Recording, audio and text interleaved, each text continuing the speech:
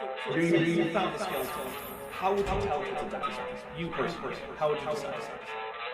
Well, interesting question. I don't know. I'd have to do some research on that.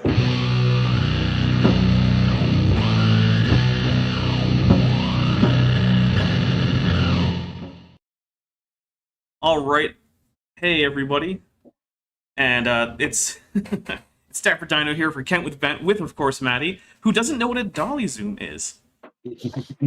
Nope. So Also 2 for 2 on interrupting you right as the stream starts. So for those of you who don't know, we'll do a little bit of cinema technique here.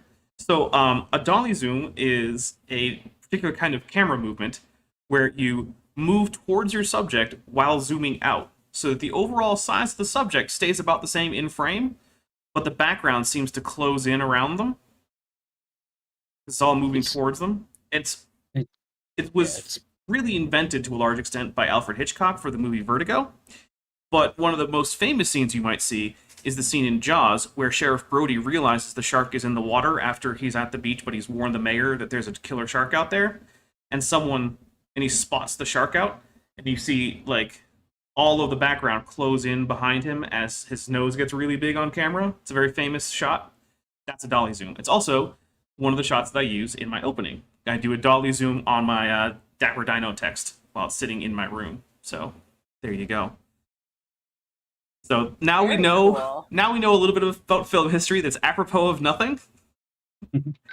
But this is, of course, we're taking a look at Matt Powell's visit to Dinosaur Adventureland to teach everybody, because, of course, Matt Powell is an expert on something, apparently. It's not clear what. Certainly not space. But we were just informed that there's no evidence of the Oort Cloud. None. So none. we did already cover that. He's wearing a tie. That makes him correct. Neither of you are wearing ties. I am, but I neither of am you not. are. No, I mean, I'm a lady, so how am I supposed to wear a tie? You still have a neck. I mean, it still works. I've seen plenty of women in ties.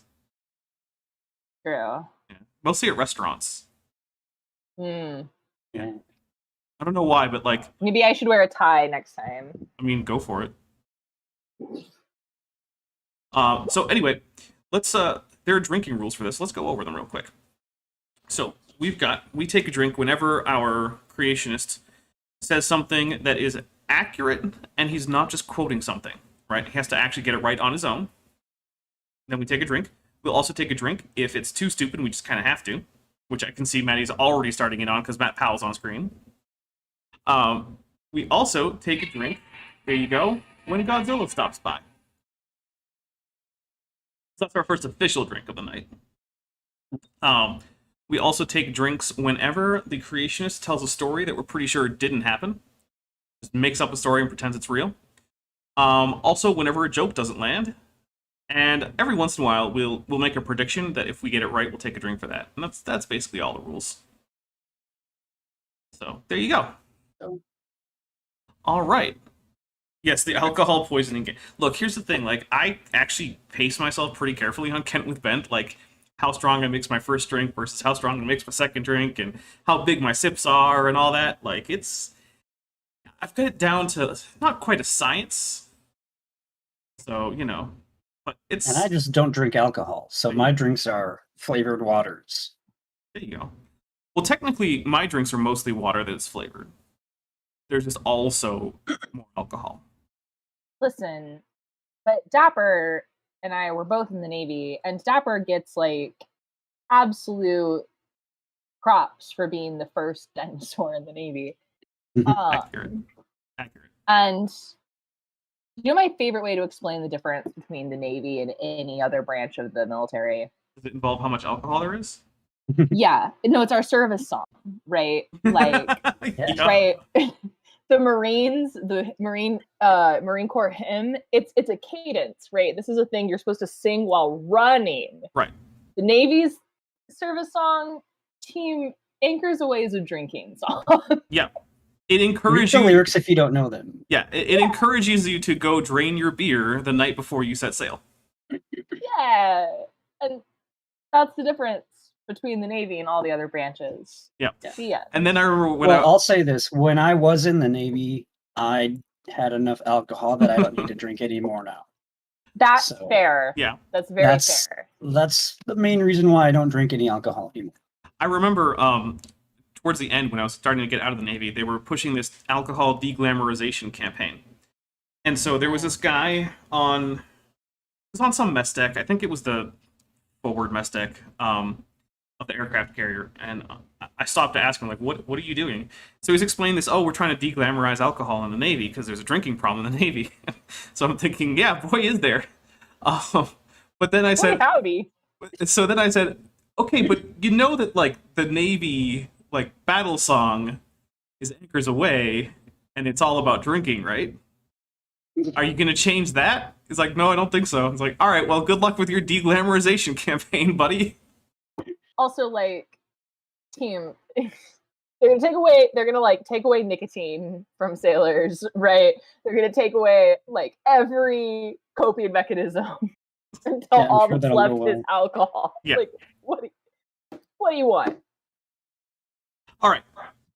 Well, we should talk about Matt Powell. That's what we're here to do. Yeah, I know. And we're delaying. I can tell when you're delaying, Maddie. Here we go. Me? Yeah, yeah, you. sure. All right. That the supposed Oort Cloud exists. You know what that means, folks? That they believe things without evidence, and they will hold to their position against all reason and defend it in spite of all reason. The Bible. No, I'm stopping him right this minute. What reason and evidence do you have that says the Oort Cloud is not there? Because we actually do have evidence of the Oort Cloud. It's just not direct observations, right? It's not direct observations. And crying out loud, we did this last time, right? I'm still salty about it. We did this last time. We pulled it up. Nowhere is it saying that, like, yes, the Oort Cloud is definitely a real thing. Absolutely. We have no doubt. It's always listed as this is a thing that, like, it's our best explanation for the evidence, right? It's the best explanation for, like, short period comets and this, that, and the other, right? And it's supported by computer models, but we don't have direct observations. Like, these things are not, like, secrets that Matt uncovered. Okay. You want to drink for it? Was it stupid enough? You sounded upset enough. I already like, drank for it. I'll do it again. Sure. Yeah. How many sentences has he said? I'm already mad. Less than one? Less than one. And I know. Deepest. Let's see. Oh my goodness. The United States Air Force drinking program challenge coin is an actual bottle opener. Come on, dudes. That's rough. Love it. Oh man. Love it. Is the Air admitting Force's defeat. drinking program trying to get Air Force guys to drink more so that they can be cooler? Oh, that's insane. All right. Sorry. Says that there are certain that are unreasonable and wicked men who have not faith. So the people who don't have faith in God, they're unreasonable and wicked, the Bible says. Okay. So Matt Powell doesn't have faith in the Oort Cloud despite evidence. That's all I heard there. But I want to point Thanks. out he's once again conflating people who aren't young Earth creationists with people who are atheists. Now, okay, guys. If you're a Christian, raise your hand. Okay, if you're a young Earth creationist, keep your hand up. Okay, that's all I wanted to say. I just wanted to point that out. You know, and this whole transgender thing that's going on. What?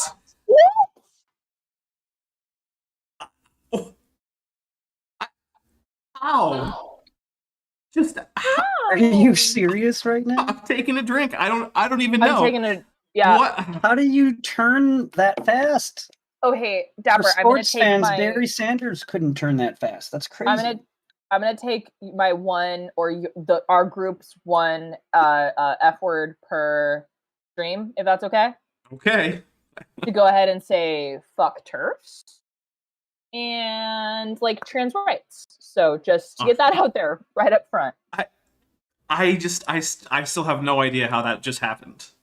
I don't know how we did that transition there. Like, I'm not quite sure what we did there, but just to be very clear.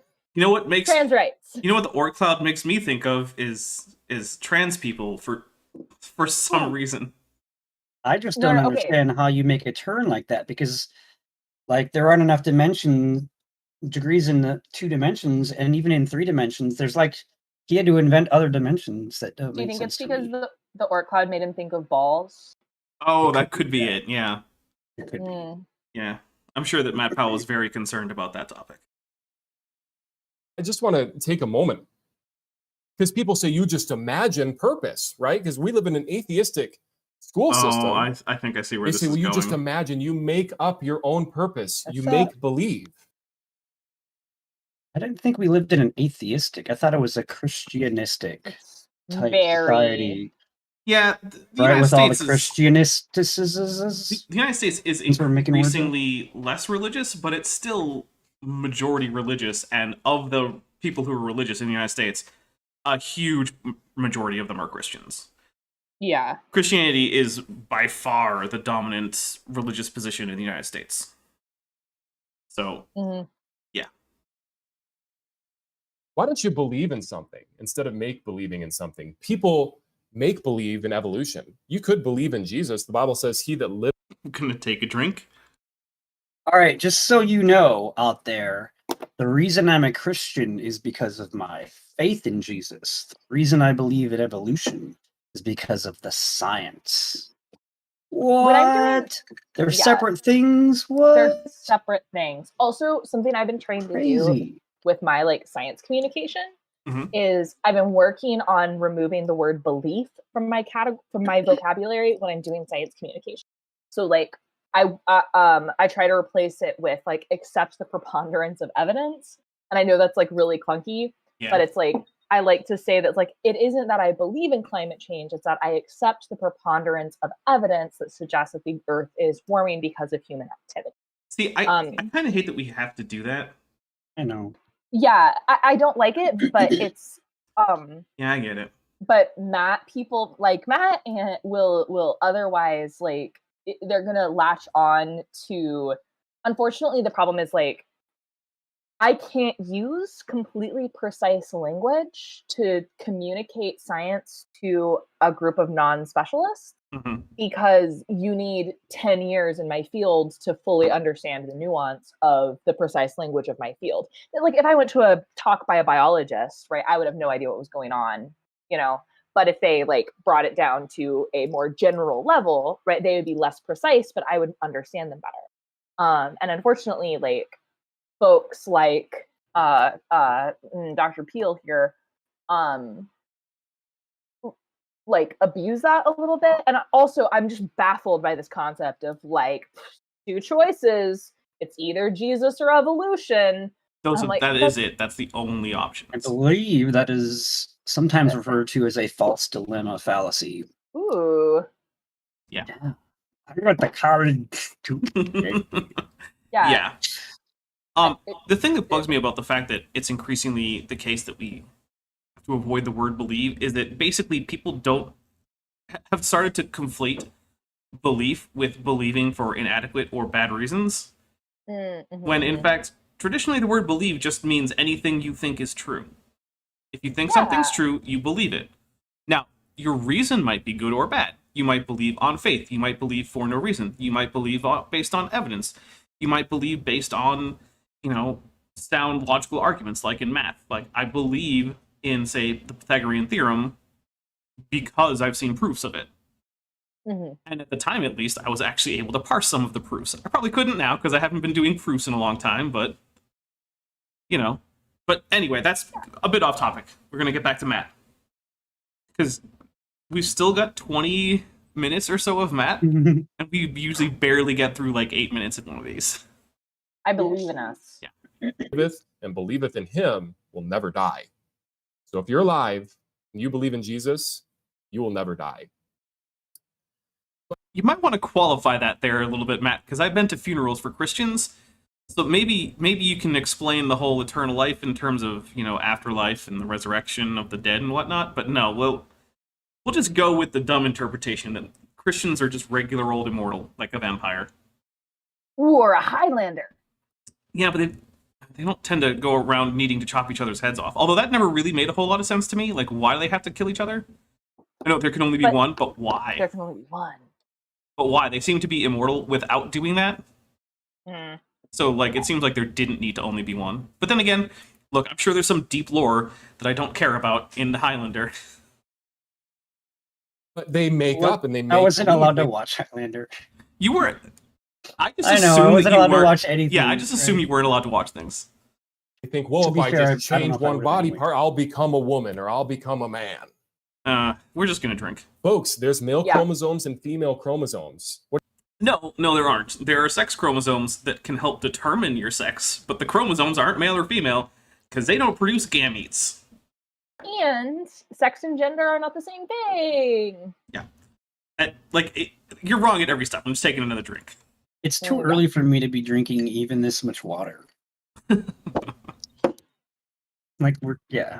Oh, by the way, everybody, I am seeing far fewer likes than viewers, so come out there and hit that like button because it's very important. Although my last what was it? No, it wasn't Count with Bent. It was the Spirit Science. My last stream that I did is so far my most disliked video. With at last check, somewhere around 70-ish dislikes. So. I was hoping it just stuck on 69 because I'm Well, 12. I did get a screenshot of it at 69 sent to me on Twitter. So I saw that tweet too. Yeah. It's a good one. are you going to do? Go get a chromosome implant? That's not possible. There's male bones and female bones. You'd have okay. Right. Hold on. First, we're gonna drink for it being correct that there's no such thing as a chromosome transplant. I'll take a drink for that because that is true. But no, bones can be typical of male or female members of a species. But you don't have male bones. I can only think of one male bone, and it's the baculum. And you know what bone essentially all human males lack? The That baculum. one.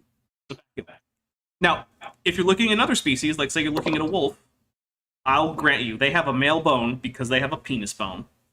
Fair enough. Not for humans, though. And again, as Maddie was We saying, have to do it sex and ourselves. gender can be differentiated. Even the doctor didn't know. Even that's true. There's your obscure office reference for the night. Yay. have to get your Okay. bones changed. You would die. You cannot change what God has already determined you to Does be.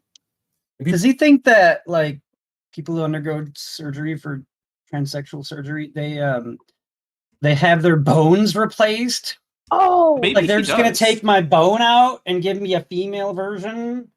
Is that what he thinks they do? does he think men actually have fewer ribs than women? He might. Oh, Kent does not. I'm only speculating, but my goodness, it seems so likely that he thinks that. He probably It does. seems likely. The weird thing is, Kent actually has pointed out that that's wrong on one of his Okay. seminars. So that's if Matt thinks that women have like one fewer rib and like have an odd number of ribs or something weird like that, or that men have an odd number of ribs and one fewer because then one was turned into Eve. I wouldn't be surprised, and I would totally drink for it. What does he mean? I think he means that people are hoping to be able to go for gender confirmation surgery and that their bones will be reshaped so that if someone were to find their skeleton, a forensic scientist would likely identify it as belonging to a member of the sex normally associated with that gender. So that you would, if you're a trans woman, I think he thinks that gender confirmation surgery involves changing the shape of bones such that if you were to find that skeleton, say they were murdered, and someone found the skeleton, you'd be like, oh, that's an adult female, which you wouldn't. No. And that, Ooh. and I have heard of some people undergoing minor facial reconstruction, Okay. like having like cheekbones that were so slightly reduced or something like that, or like the Yeah. jawline slightly sculpted, but like never like pelvis reshaping, Right. which you would need, and no one's asking to do because you would die. So I'll take a drink. You would die if someone Technically tried correct. to do that. People say, "Oh, that's hate speech. That's hate speech that you disagree." No, it's not. What you said is not hate speech. What you said is nonsense. Yeah, it's just dumb. It's just You dumb. haven't made it to hate speech You yet. have not even made it to hate speech. You do not know enough, as demonstrated by what you just said, to even get Oh my to hate speech. Matt Powell aspires to hate speech. He aspires to hate speech. Oh my god. I'll take a drink for that, just because it's so damn funny. With transgenderism. Well, transgenderism in and of itself is self-defeating. Anybody that says, "Oh, I advocate," and it's amazing, all atheists What are you talking advocate for about? transgenderism. Well, first, Actually, no. Is that just two half First, no. sentences? So let's drink for drama in the atheist community. Yeah, there you go. My goodness. There's a reason I don't have an atheist channel. I have a science communication channel that sometimes has atheists on, but also frequently has non-atheists on, as is demonstrated by this panel. Yeah, because we're here to talk about science. Yeah. Look, to my atheist audience members, I love all of you, and I have no intention of trying to change you away from being atheist, nor do I have any intention of changing anyone to being atheist. But there's some crazy stuff going on in like internet atheism, and there has been for a long time. Yeah. Also, like, I wish all atheists were like trans rights. You know what I mean? Like, I wish all Christian, like, I wish all people were like that. That would be great. Sorry, it's too hot for my hair to touch my neck, so we're just gonna braid it real fast. So I don't know where It's more Maddie, of not him. that. It's more of Yeah. him conflating anyone who disagrees with him intellectually as just being atheists, because for Yeah. him, the world essentially is composed of Christians and atheists. If But it's asked, like him an atheist. well, yeah, if asked Like- directly, he would probably recognize that there are like. He'd probably say, yeah, sure, there are some Christians who accept evolution, or I guess Muslims and Hindus and Buddhists exist. But Yeah. he never ever thinks about those people. He lumps everyone into him, which is basically the most right-wing and anti-science Christians that you could possibly find. Yeah. And then also, the other side of that is everyone else he just lumps into atheists, and he doesn't think about other groups of people. Right. Interestingly, his dedication to binaries extends even to ideology. See, you know what they're admitting when they do that? That they are not scientifically literate because they don't even know there's male chromosomes and female chromosomes. You cannot change. Can we your drink for genetic. that again? Yeah, sure, we can drink for it again. Okay. I'm gonna have to get like a drink, Ah. extra drink that isn't even associated with a intermission at this point. Yeah, me I'm too. I'm Cannot almost done. change what God I'm has determined. surprised like Dunning-Kruger just doesn't flash across his face when he says things like that. He has no idea how smart he isn't. Yeah. To be. Planets prove creation. Let's say, for example, I had a cup of hot.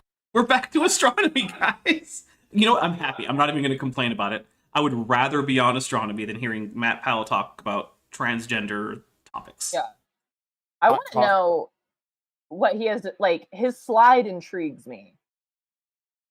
Right? Saturn has rings, therefore creation. I don't know how we're going to do that. Also, I don't know what we're doing with. I might not be read up enough on like Pluto warm on the inside. I don't quite. Anyway, Well, let's see what he let's has see. to Yeah, say. let's find out. I'll tell you. Yeah. right here. Who would ever? And you could see the steam coming up to the ceiling. What are you talking about? And what if I told you, I think that cup of hot coffee, I'd say it's been about there for 4.5 billion years. Do we miss Nobody something? would Hold on. ever Did we believe miss that. something? But nobody I think he's change what missing God some has determined things. you to be. Planets prove creation. Let's say, for example, I had a cup of hot coffee right here. Okay, I missed that. Who would ever? And you could see the steam coming up to the ceiling. And what if I told you, I think that cup of hot coffee, I'd say it's been about there for 4.5 billion years. Well, okay. My first objection would be to say that there's no reason to think that coffee as a species has been around for that long. Mhm. Also, the house that you put this coffee in, there's probably building records of when it was built. And also, there's a time limit on how long people have been making mugs out of ceramic in the style that you're using. So all of these I could use. The thing I can't really use, though, is the temperature, because I don't know whether or not you heated it up. So, for instance, That's true. that cup of coffee could have been there for 12 hours, and then you stuck a red hot poker in it, and now it's hot. Because I don't know the thermal history of the coffee. Because while left to themselves, things tend to cool off, there are events that can warm them up. As an example, you might see Earth right now. It's real warm. Yeah. It's, for those of you who use freedom units for temperature, there are 102 freedom degrees out there where I live right now. So like just on that. That's like, what is that, 37 communism units? Yeah. One of the themes we run into with Matt is that he thinks that like once things are set in motion, nothing changes them, right? Yeah, there's which is they just weird are. because he doesn't think that about radioactive decay. He makes an exception for that one. Right, he doesn't think about that with radioactive decay, except he kind of does when he thinks about it in terms of like helium, right, and alpha particles, because he like can't conceptualize more alpha particles being produced. So so he's not thinking about like, hey, Earth is warm, actively heat is being added to Earth right this minute because of radioactive decay of material in the mantle, right? Like that's a thing.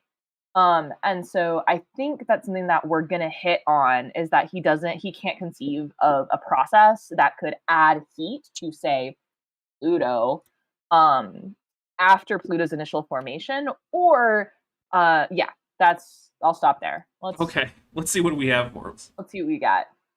Nobody would ever believe that. But Pluto, the planet, is actually warm on the inside. Okay. Now, if Pluto was from 4.5 billion years ago, 4.6 or whatever their ever-changing number is now. No, it's been pretty consistently a bit right around that 4.5. Yeah, and we're getting more precise. Right. Right? We're able to like narrow in, but that's not ever changing. That's getting more precise. That's getting closer and closer on the actual number. But Matt doesn't like it if you move the center point for your measurement and then shrink the error bar. That's not okay. Even though it might fall entirely within the previous error bar. Just keep it at 6,000 years forever. Okay.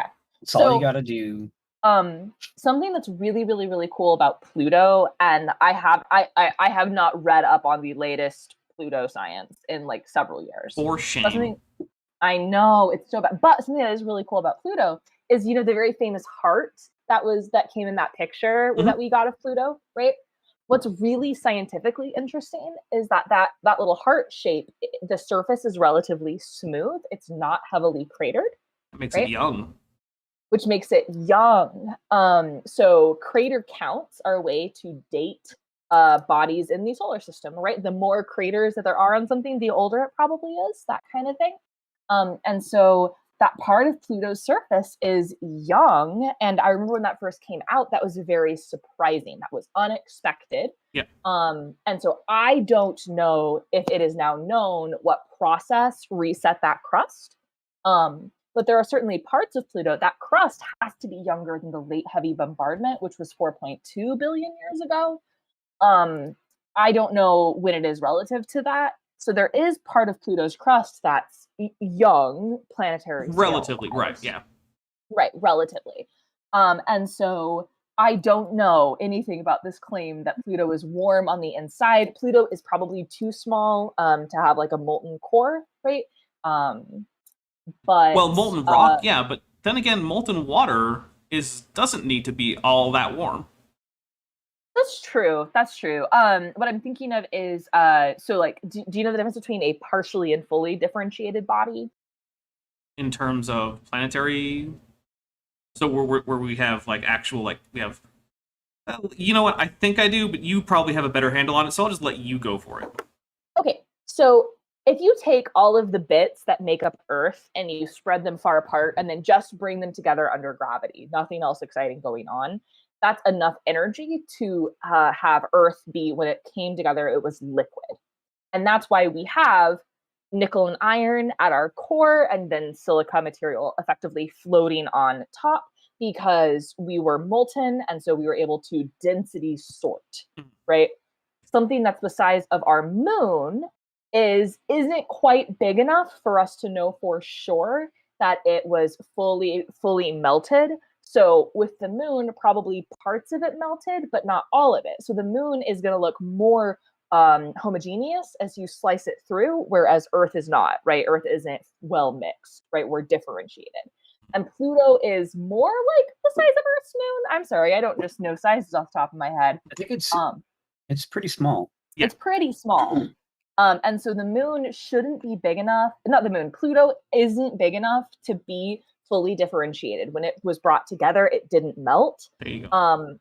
So I don't know what's all going on inside Pluto's core or what Matt means when it's warm on the inside. And I also don't know clearly processes later in Pluto's life brought energy in and melted large portions of its crust, of its outer crust. Well, so there's really interesting geology and geophysics going on there that's a lot more complicated than it's warm, so it's young. Well, one thing that I think would be interesting is we can talk about some of the reasons why something might persist at a higher temperature than you might expect over time, right? Because Matt is comparing Pluto to a cup of coffee. But there's a few problems here. So one, coffee primarily cools through convection, right? So cool air is near the surface of the coffee. It warms up and then moves up and draws in new cool air. And that contact directly between the coffee and the air allows for relatively high rates of transfer of energy away from the coffee to the air. Pluto, even though Matt thinks there is air in space, he is wrong about this. And so Pluto cannot use convection to cool down. It can only ultimately use radiation. Now, the cooler you are to begin with, the more slowly radiation cools you down. Because you're just emitting fewer photons at lower energy levels. You just are. Yeah. So, and another thing is, there are two main sources of heat for planetary bodies besides the sun. One is radiation, internal nuclear decay, and the other one is tidal forces. Now, we happen to know... Oh, sorry, go ahead. I was just going to say, ambient starlight is actually really important for Pluto. So Pluto's surface temperature is going to be at a minimum of 40 Kelvin, which is obviously very, very cold. But Pluto's surface temperature is about 40 K, and it's held there because of ambient starlight. Interesting. I did not know that. Yeah. That's interesting. Yeah. So, yeah, there are reasons why Pluto might have more heat than you would expect, basing your intuition on a cup of coffee. But also, cups of coffee don't ever get to 40 Kelvin unless you're putting them in like some kind of weird lab doing cryogenic stuff. Okay, random space fun fact. Mercury is in a 3-2 tidal lock orbit, which means with the sun, which means that it has permanently shadowed craters. So there's places on Mercury's surface that never see sunlight, which means the coldest place on Mercury's surface is also 40 Kelvin because it's regulated by ambient starlight. Nice. Because Mercury doesn't have an atmosphere to move that heat around. Interesting. Space facts. Yay! Yay! And What else it's do you hard say to keep about up with Pluto? this stuff because they're always evolving. It's about the only thing that does evolve is their theory. Drinking for that. That was stupid. Stupid, but somehow technically correct. I No, mean, like no. our theories do it. Not technically Like, correct, just dumb. Never mind. I take it as more evidence comes in, like we Imagine acknowledge that. Yeah, imagine changing your conclusions on the basis of getting new and better information.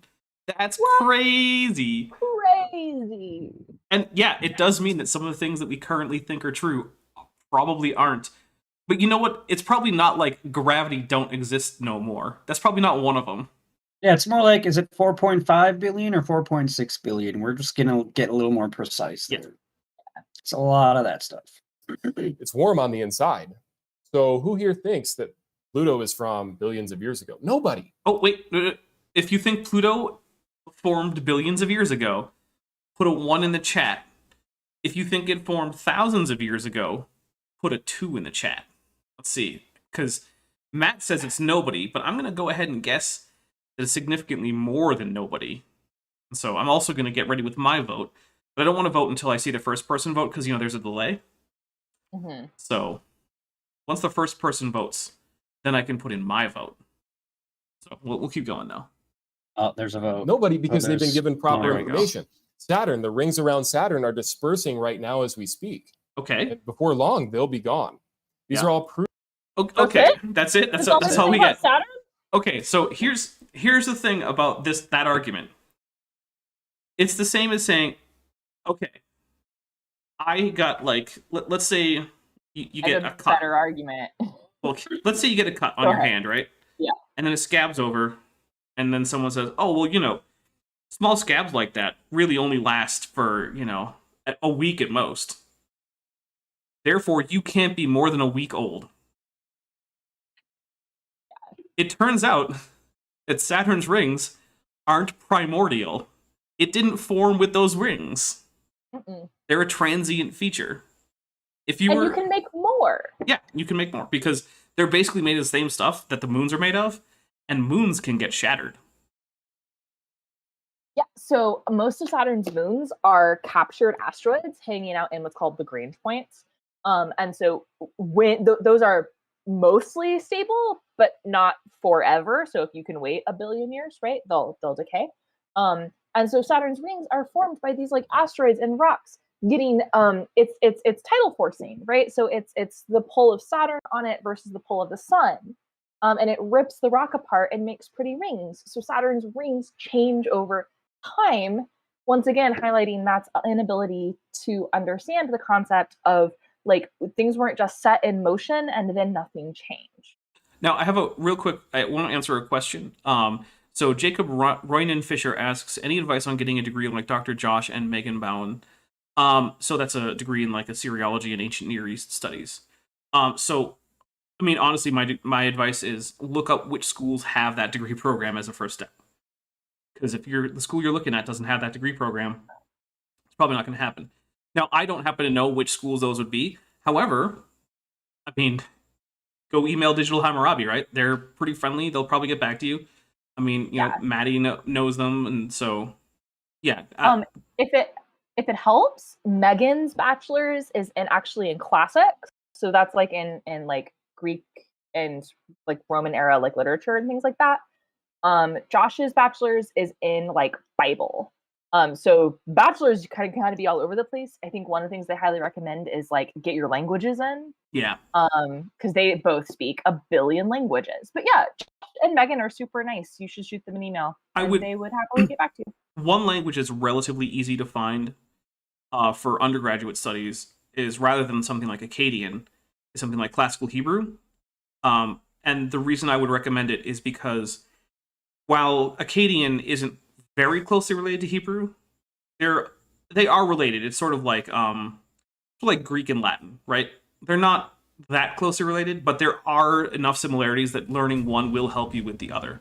So Akkadian is an Eastern Semitic language, whereas Hebrew is a Western Semitic language. So they're going to have cognates, they're going to have some grammatical similarities, like you're going to be used to things like the absolute state for nouns and, having the lexical form be the, the third person singular, indicative, non-past, stuff like that.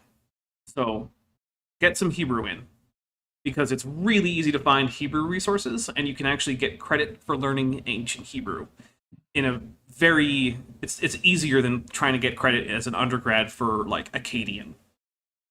For Sumerian, I have no way to help you other than to say just start learning some Sumerian, because Sumerian is a language isolate. We know of no other languages related to it, and it is weird and unique. Like, it's weird to the point that what counts as a word in Sumerian is a little up in the air. So that's how weird Sumerian is. So good luck with that one. It's not easy. And also, like I said, just talk to Dr. Josh, and especially if you're trying to go for like the Assyriology, because I believe his wife does more with like biblical studies, right, than strict Assyriology. No? Mm-mm. Oh, maybe I guess I'm wrong there. Megan is more strict Assyriology, and Josh has much more experience. So Josh his master's is like from seminary. I must have them reversed in my mind. Yeah, you have them reversed. So. Well, I feel like they're a team. Yeah. So I can't remember which one's which. Are. All right. Well, here we go. Let's get some more Matt in, because okay. I definitely I want to get things where people are like asking for help with education. Like, if I can help, I'm gonna do what I can. But yeah, contact them.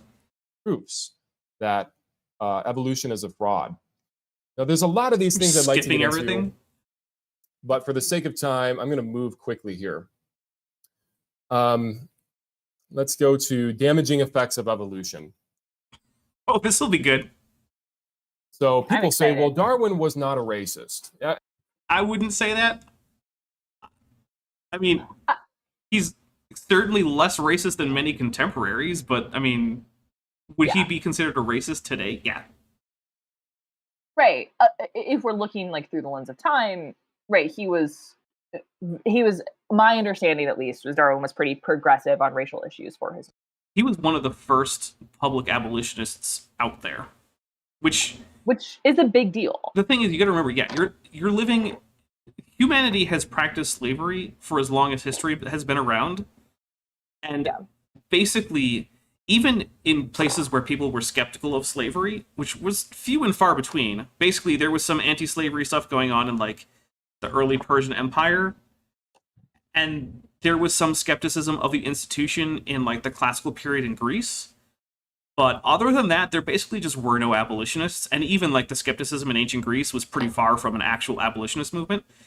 It basically wasn't until like mid 19th century Britain that you had significant movements against slavery, and one of the earliest people involved in that, Chucky D. Chucky D. Yeah. Every atheist that responds to us on the internet, Matt, you have straw-manned our position. Darwin was a great man. I mean, for the time, sure. For a conversation that didn't happen, though? Well, yeah, there's that too, yeah.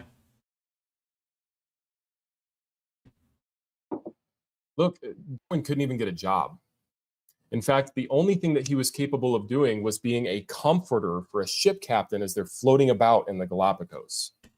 I mean, arguably, like, Jesus couldn't even get a job, so, like, I feel like that's not a reason to look down on what somebody has to say about stuff. Well, that's not clear. I think he probably could have just stayed doing carpentry stuff. I mean, like, people by that need argument, Darwin could have just, like, worked at a shop, Right, but the thing is, he also wasn't a captain's comforter. This is a weird thing that he gets from Kent Hovind. It also seems like weirdly homoerotic, because like he's like, oh, he's the captain's comforter. It's like, well, I know what that might mean, but actually he was taken on as a naturalist because the Beagle was doing an exploration and survey mission. They were going to see what the heck is out there. And when you do that, it's important to take a naturalist so they can record stuff like geology and biology of the places you visit, because those are both important things to know about if you might want to go back. So, for example, hey, Dapper, you were on a ship. I was indeed. How would you? And Ben, you were on a boat, right? Were you on a Same ship.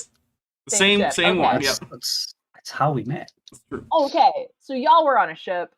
Yeah. How many people on your modern day ship would you think would be real good at, like, studying birds? Well, to be fair, it was an aircraft carrier, so I'm going to say maybe 1 or 2 out of the few thousand that were there. That's it. Okay, there's like 5,000. Yeah. But Yeah. But that's a very low percentage. If we were to cut it down to like a regular ship size, it would usually be no one. I mean, because turns out the skills you need to make boat go, right, are not the same skills that you need to do the exploring. Yep. Now, we could probably get some cartography done, because we definitely had some guys who could do cartography. Okay. But that's not the same as a natural history survey. That's just where is the land versus where is the not land. Yeah, and in Darwin's time, the word scientist didn't exist yet. He was a natural philosopher. So, like, a naturalist is a scientist. That's just words change.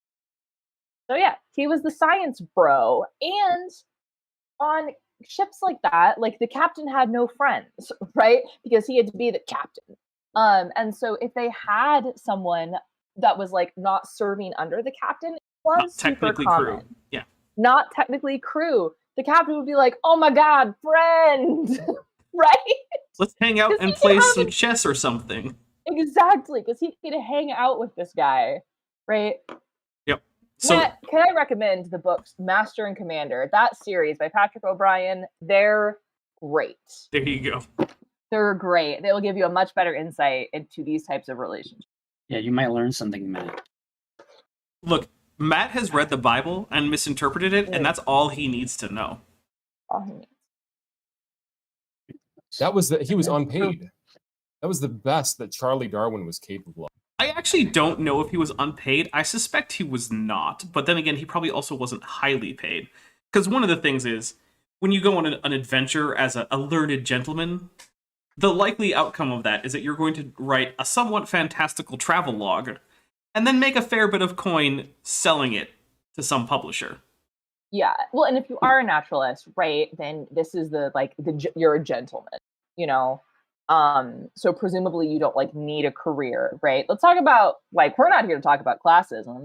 No. Well, that's the thing. Darwin was independently wealthy as a result of family holdings in business and land and whatnot. He wasn't in desperate need of a job. It was more like, this is what I do with my time since I don't need to toil for a living like one of those filthy commoners. Right. This was his hobby. Right.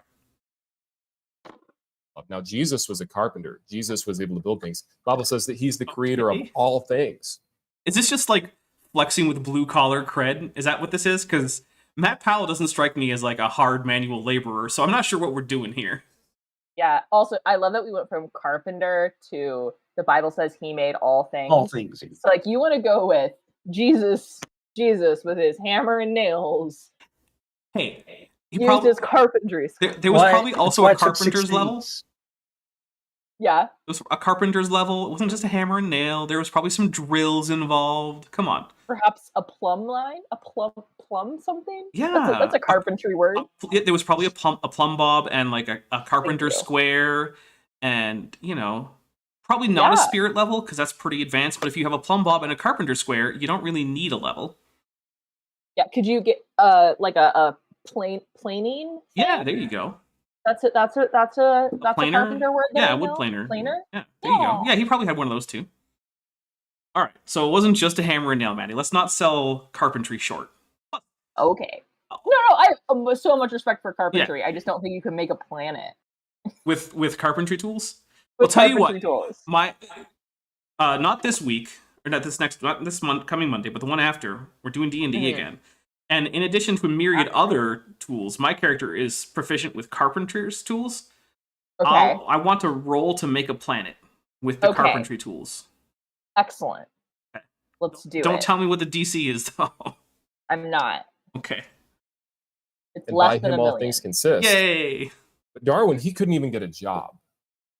I'll just drink for it again. I don't care. When people go to trust Darwin and they say, well, Darwin was just such a great man. Look, folks, not only could he not get a job, but he was a racist. And we know. Okay, great. Let's just go with it. No one cares about what Darwin said ultimately, except for historical curiosity, right? Darwin doesn't matter to science.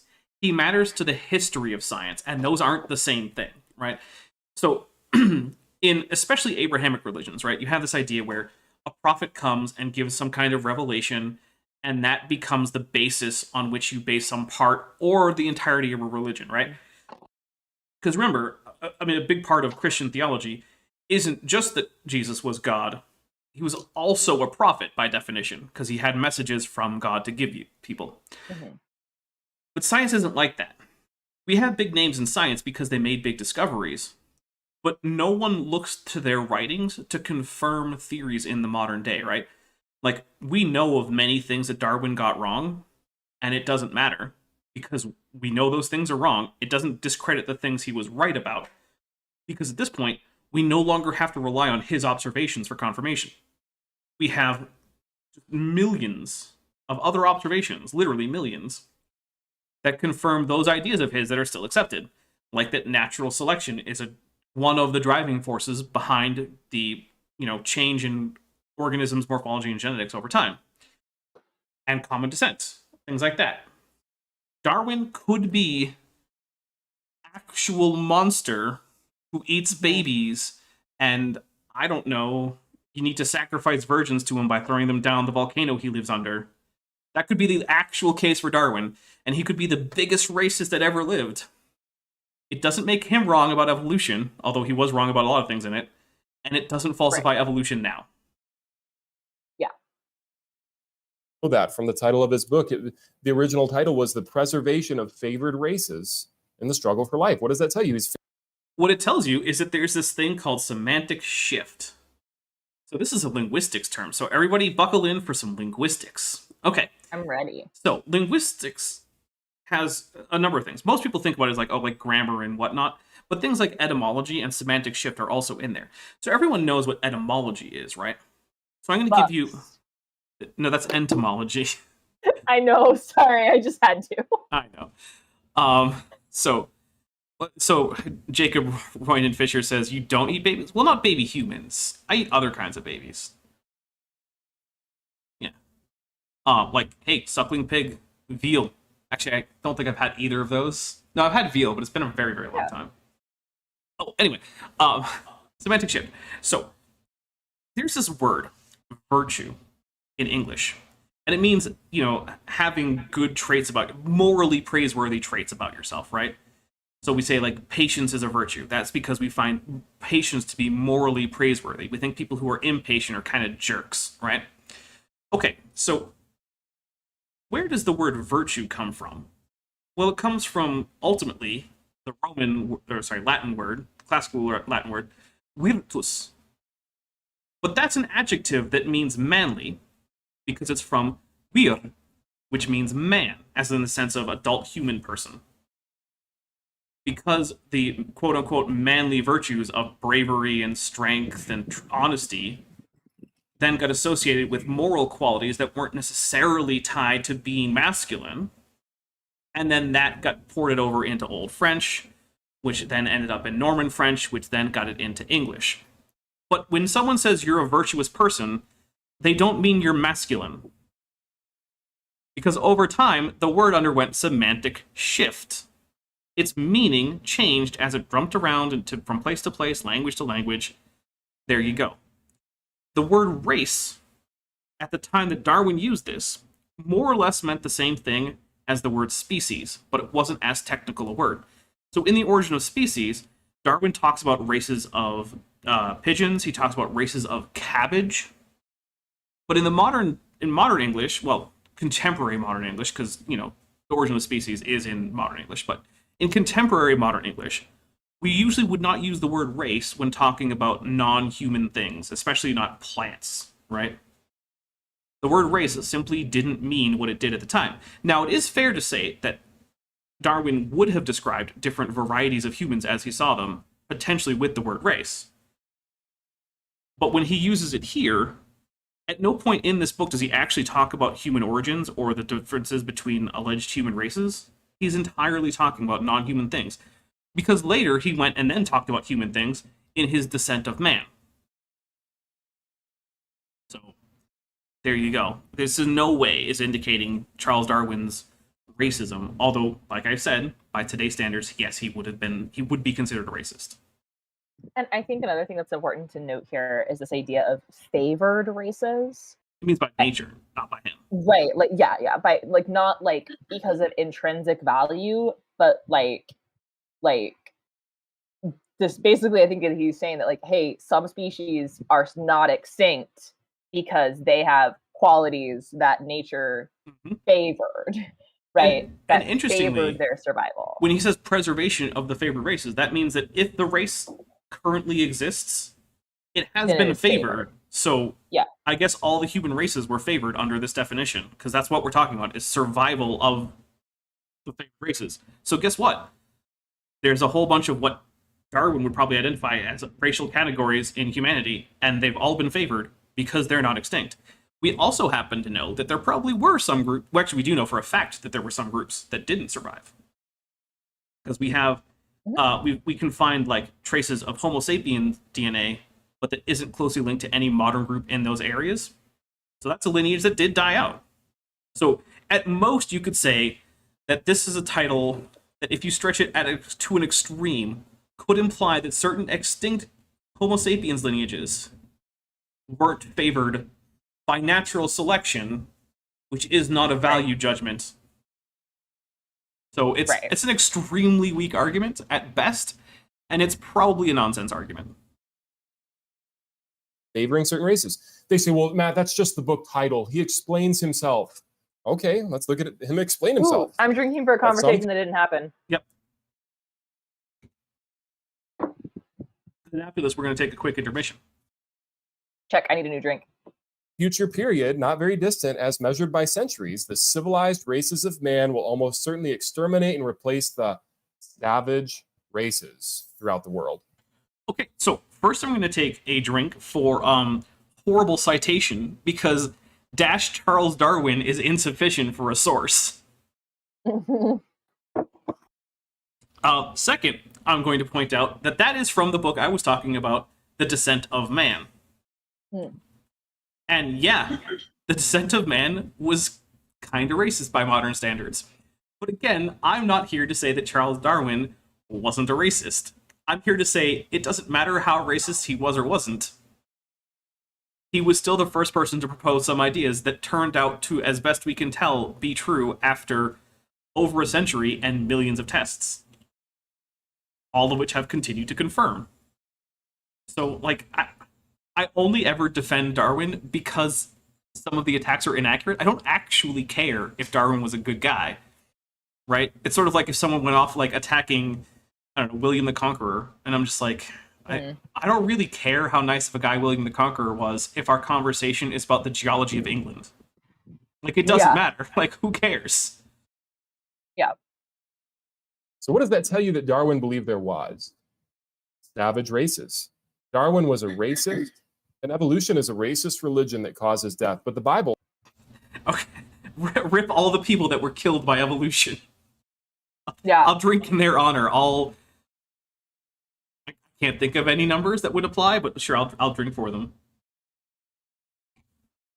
Especially since even social Darwinism, which probably did cause, almost certainly did cause a number of deaths, actually doesn't really have anything to do with actual scientific ideas about evolution.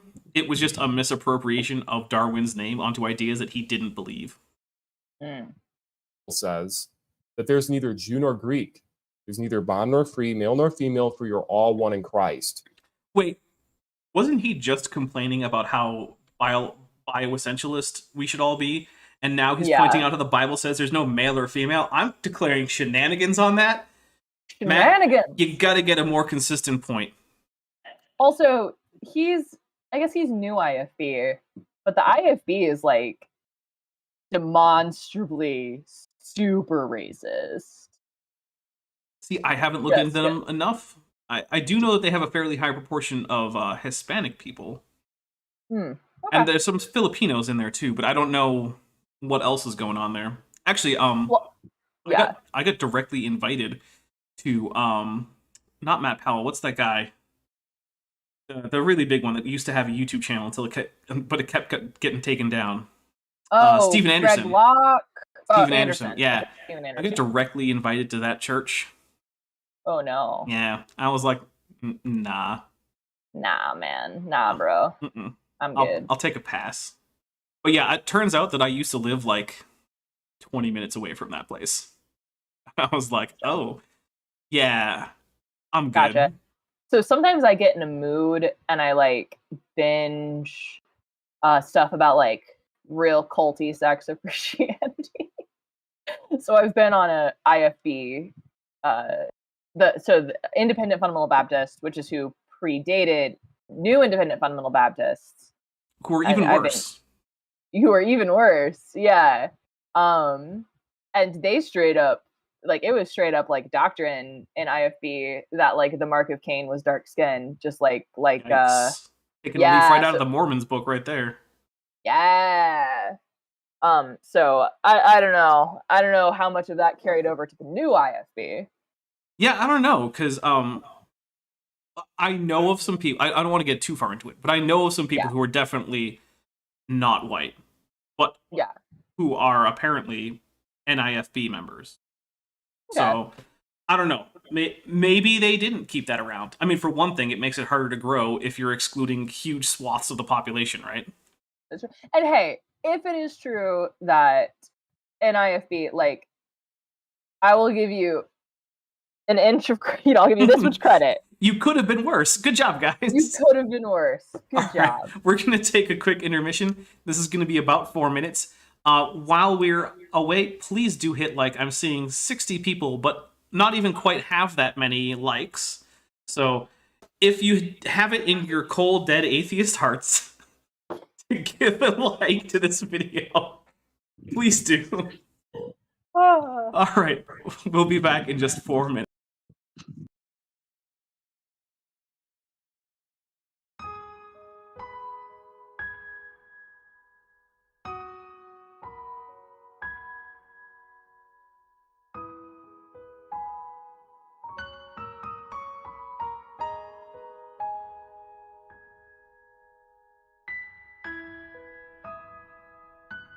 I want to take a moment to talk about something serious.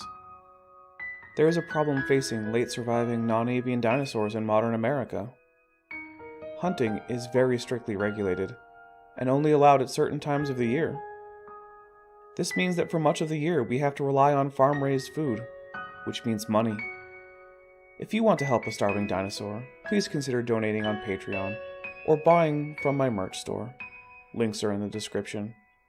Please help. Dinosaurs all over YouTube are depending on you to help them through the hunting off-season.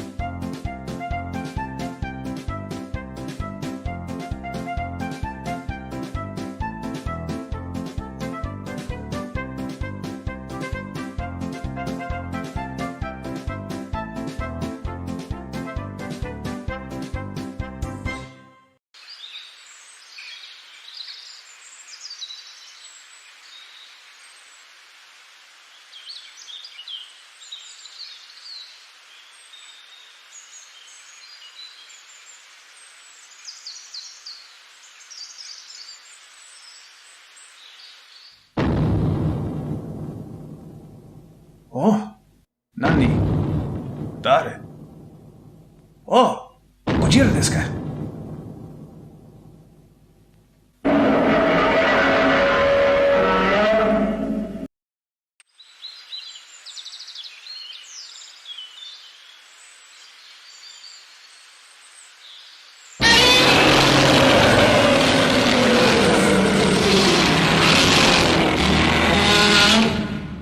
Hai, Gojira-san.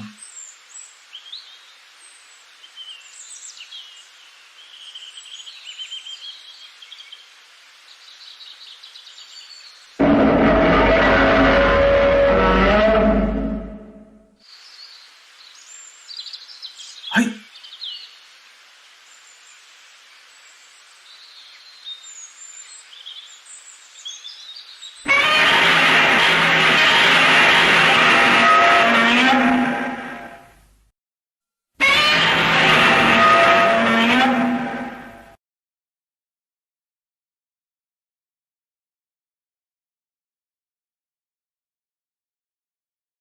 Yeah, that's right. We need a citation for that because I forgot to turn off my citation needed video. So, there you go. We need a Instead, citation for a lot of what we've been hearing tonight. instead I turned off the set instead of the citation needed video. Oh no! Ah, Well, you I was know, just floating out in the void. look, It was so scary. it basically isn't a Kent with Bent stream unless I flub the production at some point. To which I say, if you want, everyone go join the channel or the Patreon, and then I might be able to afford an actual producer. It'd be amazing. You know? That would be good. There you go. Although I do want to say that since Saturday, I have gained 3 new channel members, and I really appreciate that. So I think we are currently 9 away from the next emoji. So there you go. I'm not sure what the next emoji would be, but I'm open to suggestions. But do be aware that when that happens is entirely dependent on you guys. So is it an animated emoji or is it just a static image? So I definitely know they can do static images. I'm not sure if you can do animated emojis. I can check though. Because I want it to be you tipping your top hat. That would be fun. Although right? I can't really reach my top hat. I have my butler take care of that. Oh, can it just be your little arms going like this, trying to do top hats off? Like if I can do animated emojis, I can see about that. It's possible. But I don't know if I can do animated emojis. So yeah. Also, I do like that now some of my members have been a member for over a year. So I'm finally getting to see the 1-year badge. And guys, stick around because there's also a 2-year badge that's different. And I don't want to spoil what it is. It's pretty cool. That's really cool. So, all right, but here we go. We're going to go back in here with more Matt Powell. And, Matt, is there any way you could slightly re-angle your fan? I'm getting some odd wind noises. I'm not sure if everyone can hear them, but, like... Yeah, I can... Okay. Is that better? Yes. Okay. All right, thank you. People say Christianity is a sexist religion. Oh, my goodness. TikTok for 100 of, Argentinian something? Pesos? I'm not sure. I'm not entirely sure what ARS is. I know I've been told, and I apologize, but it's 100 of them. So I appreciate that. I'm just like, I don't know. Argentine peso. Yeah, okay, it was Argentine peso. Look at that. So me and Jacob are debating if Ceratosaurus illustris was feathered. Well, first time was Ceratosaurus massicornis, so there you go. Even if not, could we hope to see a feathered version of you in the future? I'll tell you what. I will think up a goal, right? And if we can hit a goal on a stream, it's probably not going to be a huge goal. I mean, like a $50 or something. I will do an animated video as the next video I make, and I will add feathers to the Dapper Dino. They probably won't be panaceous feathers. We might get some plumaceous type things going on. But yeah, I think we can make that happen. I think we can do a feathery Dapper Dino on something like that. And you know what? I'll consult with some friends and whatnot about what a decent amount is, because we've had like $100 and $200 goals, and we've met those before, and they were for B to wear a tutu. So there is a tutu video for the Dapper Dino, and then there was another one for Bent Hovind to wear a tutu, which he did, although he had to wear it around his neck because, as you can tell, you can't really see his waist. So it was sort of a waist when he put it on his waist. Get it? So he had it around his neck, and it was like all you could see was like a Bent Hovind head poking up over a big frilly pink thing. And I still have it, so we can raise more funds for that. We can do it again. Okay. Well, love it. So yeah, I'm thinking we'll probably do something like a $50 or $60, which means we're currently not terribly close to that goal. But you never know, we could get there. So yeah, that might be it. That might be the next time I have like a fundraiser goal, something like that. So we'll see. All right, let's keep going. That's what this one guy said in a debate with me recently. It's a sexist religion, Matt. You're sexist against women. No, actually, we care for women. We encourage women to get married, to do what God has commanded them to do. And what's better than being able to just have somebody go to work? Yeah, no! I heard that too. No! Take a drink. You said the quiet part out loud, Matt.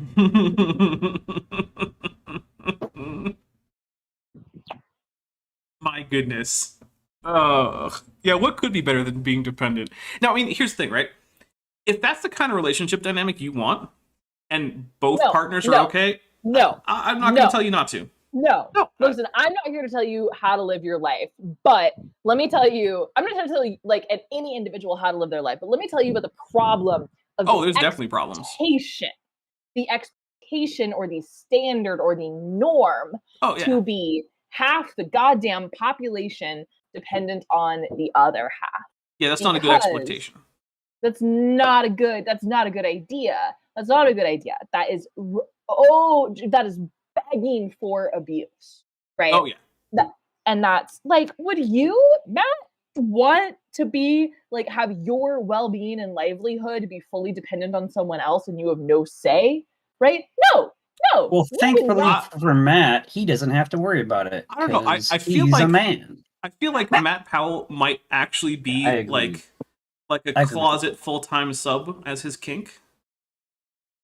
Like, I think that might actually be a thing that like when he goes home, Like he might do be we the kind hope- of guy who enjoys like going and sleeping in a cage and Look, wearing the maid's outfit and cleaning. but I don't care. I don't care because Oh, the doggos are getting excited about something. the They're doggos upset are, at Matt. they and agree rightfully with so. me. Yeah. Yeah. Because like the idea, so you want your world to be such that like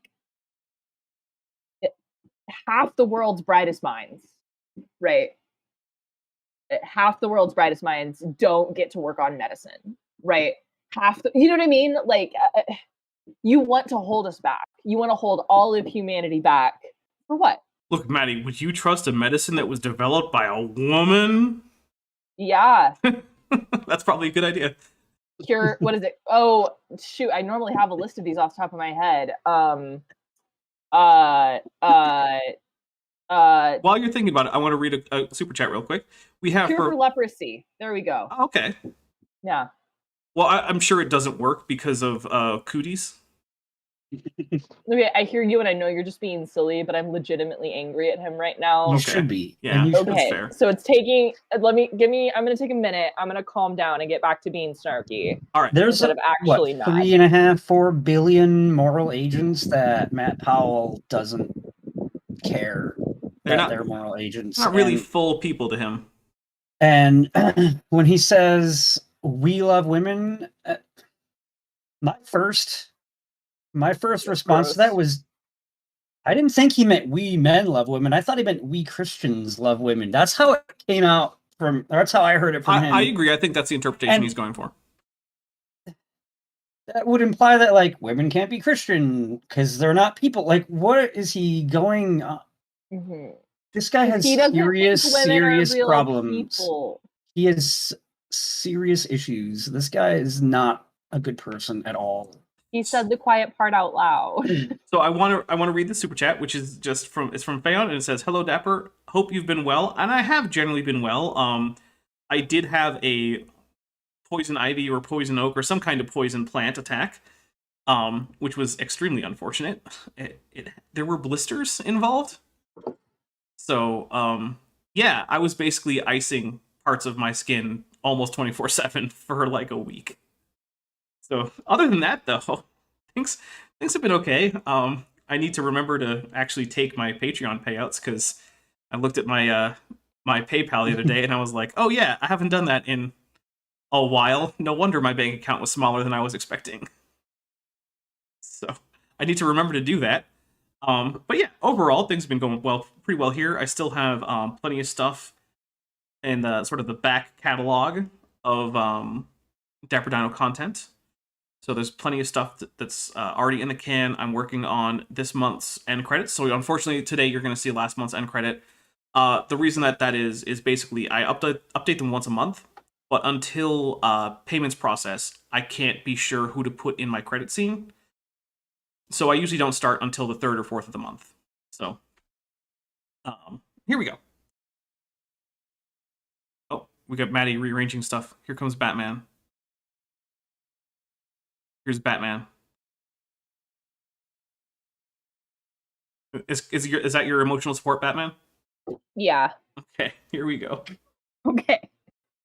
And you be able to depend on that person.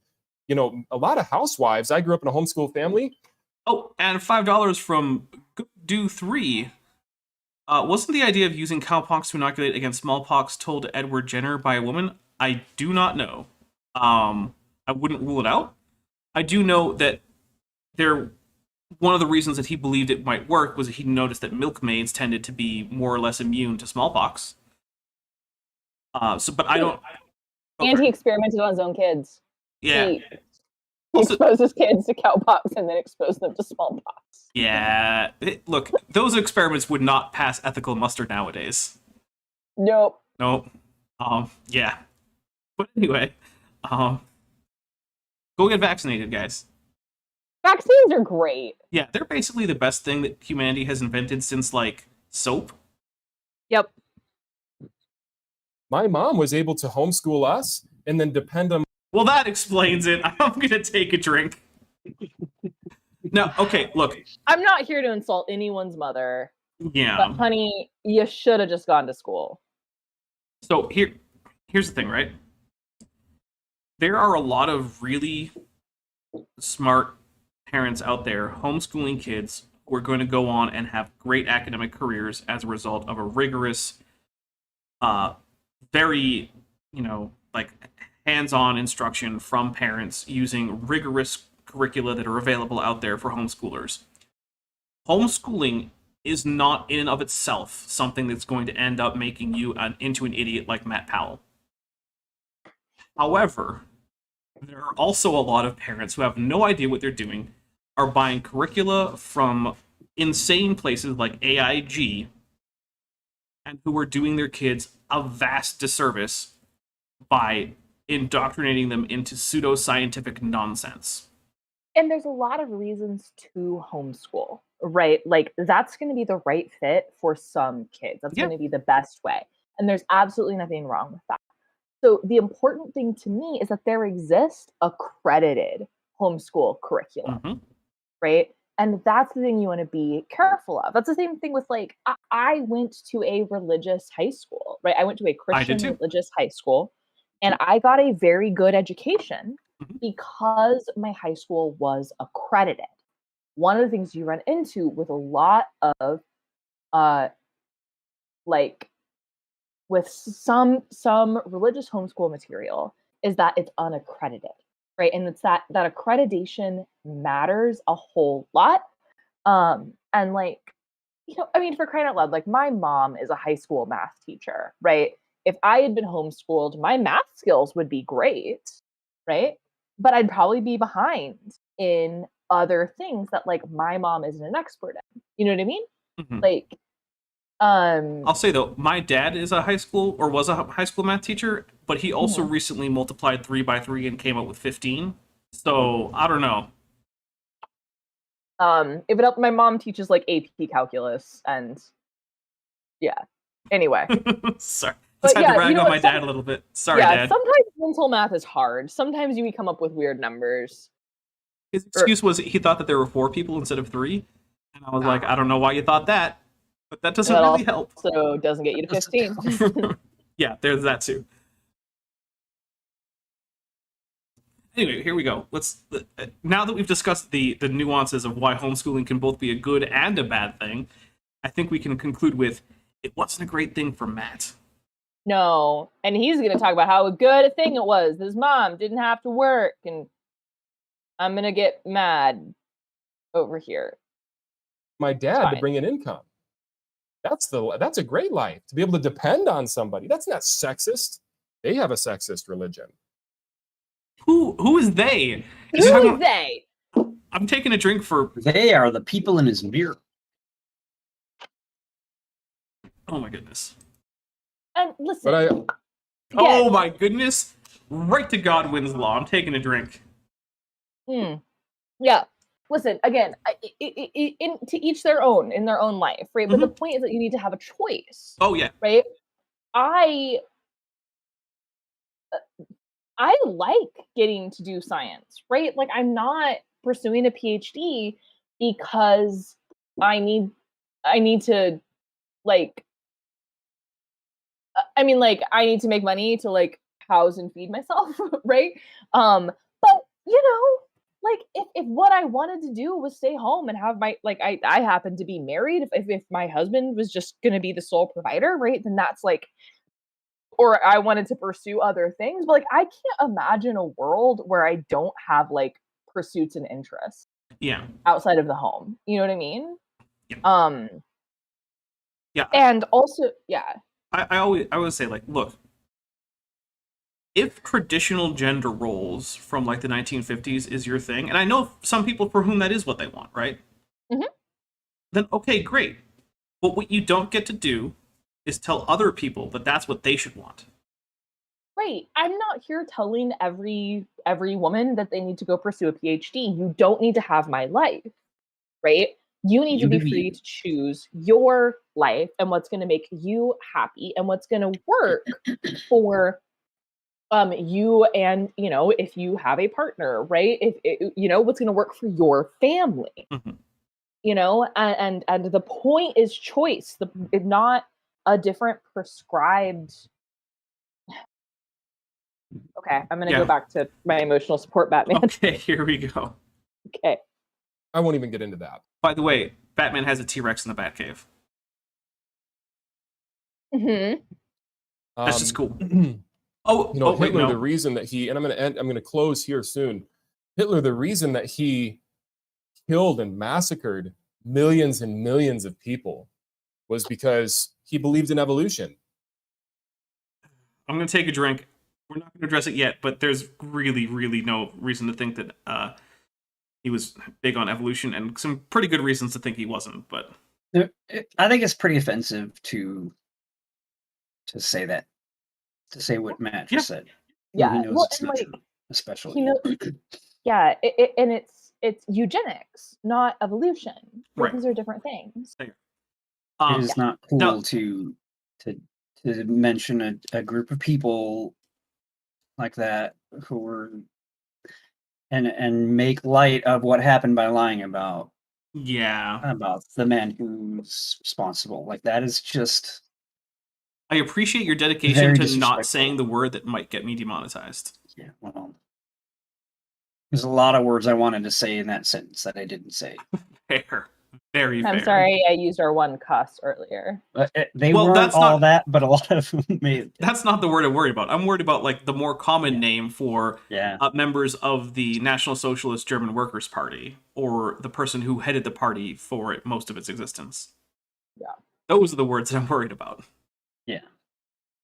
And atheists consistently tell me that this is wrong, but you know what? Sir Arthur Keith, who lived at the same time as Hitler and even wrote books on evolution, said this about Hitler. He says, Hitler, as I have consistently maintained, is a Bible-believing Christian. He's an evolutionist. He has consciously sought to make the practice of Germany conform to evolution. It's weird how the quote is from Sir Arthur Keith and not, from the man who led the National Socialist German Workers' Party.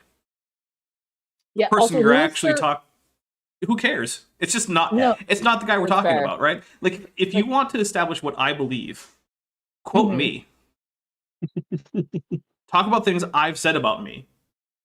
Don't listen to say, like, I don't know, what Otangelo Grasso has said about me, that he says I told him in private, and then he feels entitled to go talk about, even though I didn't tell him in private, and even if I had, he shouldn't be talking about it. Mm-hmm. So I still don't think he's a real person. He's a real person. You just don't think he has the views he says he does. If you say so. Okay. You think he's a robot? I don't even know if he's that. Is he two kobolds in a trench coat? I'm not even sure he's anything. He might just be a figment of all of our collective imagination. Group psychosis. Goodness, now I've lost my train of thought. Oh, right. So it's weird that you can't quote the man himself on this. And you know why you can't? Because he never said anything like that. That's why you can't. I don't care what someone else attributed to him. I care what he said. And what he said was mostly ambiguous in terms of what specific religion he liked. Because he was willing to present himself as a Christian when it was convenient. He was willing to present himself as sort of being agnostic when it was convenient. He was willing to buddy up to the Mufti of Jerusalem when that was convenient, right? Mm-hmm. So, like, and his writings go kind of flip-flopping back on Christian versus not Christian, and there were some reports that he, discouraged Christianity among the upper echelons of the party and military, and then other reports that he was, promoting Christianity among other parts of the military and government, and then reports that he was into all sorts of weird, polytheist occult stuff, and it's all over the place. But what you don't find is any consistent use of the theory of evolution in any of his policies. In fact, you find support for the idea of separate creation of different human ethnic groups. So if anything, he was closer to being a creationist than being someone who accepted evolution. Now, granted, he's not a creationist that any current type of popular creationism would recognize, right? Because he thought that there were things like different ethnic groups of humans were completely separate creations by whatever it was that was creating humans, which most creationists today, whether they be Christian or Islamic or, conservative Jewish or anything like that, they would tend to say that no, that humanity shares a common ancestry because of, the tale about Adam and Eve and whatnot. So I will say that his creationism is not very much like Matt Powell's. He wasn't a young earther that I know of. So, he was much closer to being a creationist than a quote-unquote evolutionist. And sorry, something keeps upsetting the doggos. Maybe there's lightning. Hey. It's never going to stop. No, whatever. It's been like 2.5 days of barking. You think one of them has re-seen the lizard? Probably. There are two. No. There are two pet lizards in the house, and one of them has become extremely obsessed with the fact that there are lizards in the house and that she isn't currently eating them. I mean, that's fair. Yeah. So you know what that tells you is that evolution was what drove Hitler to do what he did. Hitler loved the origin of species. He loved Darwinism. Nope. In fact, there are reports of Origin of Species being on the banned books list. I haven't been able to confirm it, but there is no indication that he was interested in any kind of evolution. And we also have JG who says anyone who's read Mein Kampf knows he was a Christian creationist. I actually would disagree because a lot of his ideas about the separate creation of human groups doesn't correlate well to anything that you can even reasonably extract from the biblical text. He's also, in some areas, somewhat skeptical of Christianity in the book, although in other places he does seem to have sort of a Christian theme going. And that's one of the things is I don't actually think that he had well-formed religious ideas. I think he was willing to portray himself in a way that was advantageous to him in terms of his religious beliefs at any given point. He was a flip-flopper. Yeah, he was a flip-flopper. I don't think he was a flip-flopper. I don't think he had a real theology. He just wanted power. Yeah. He just wanted power. He may have had a real theology, but it didn't matter to him. He just wanted power. Yeah.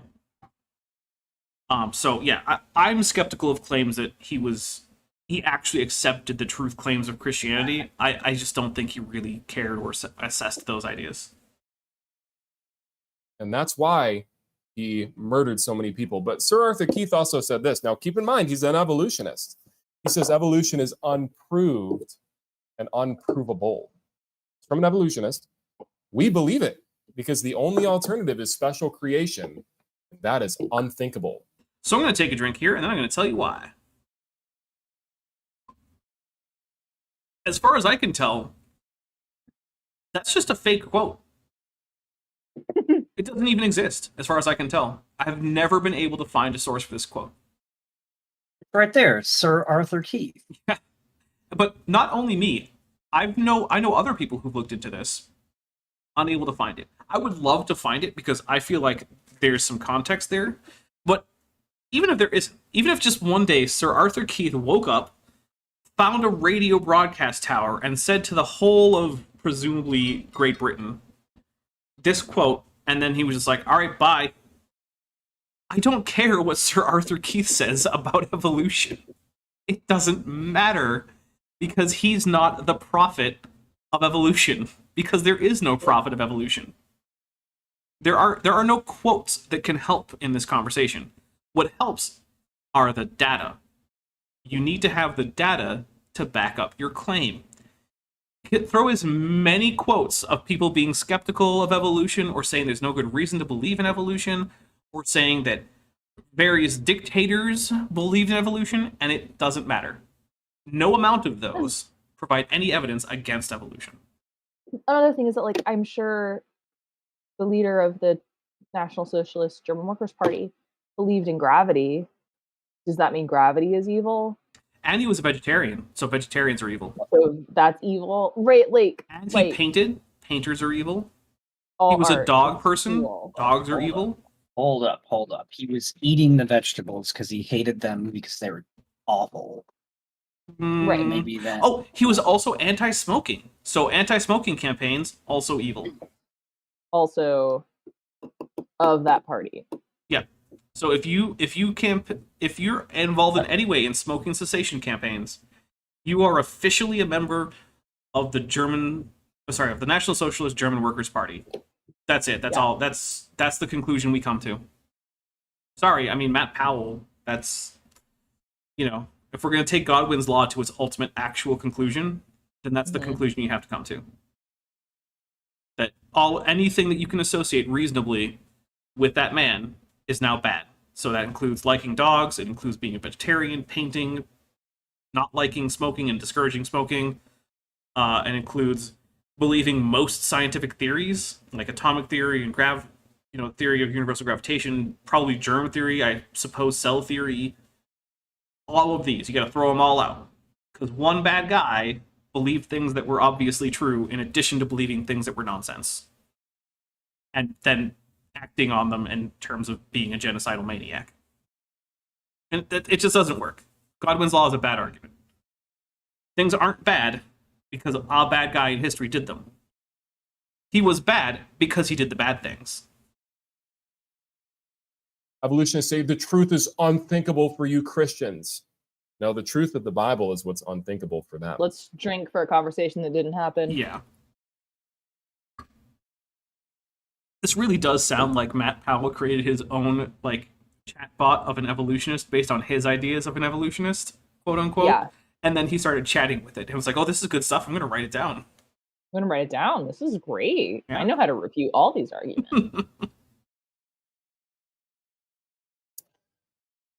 On April 20th, and this is actually why I started doing creation Oh, my science, because goodness. this story really touched me. This story changed my life. You say, why is it so important that you talk about creation versus evolution and that you convince people that they're not an animal?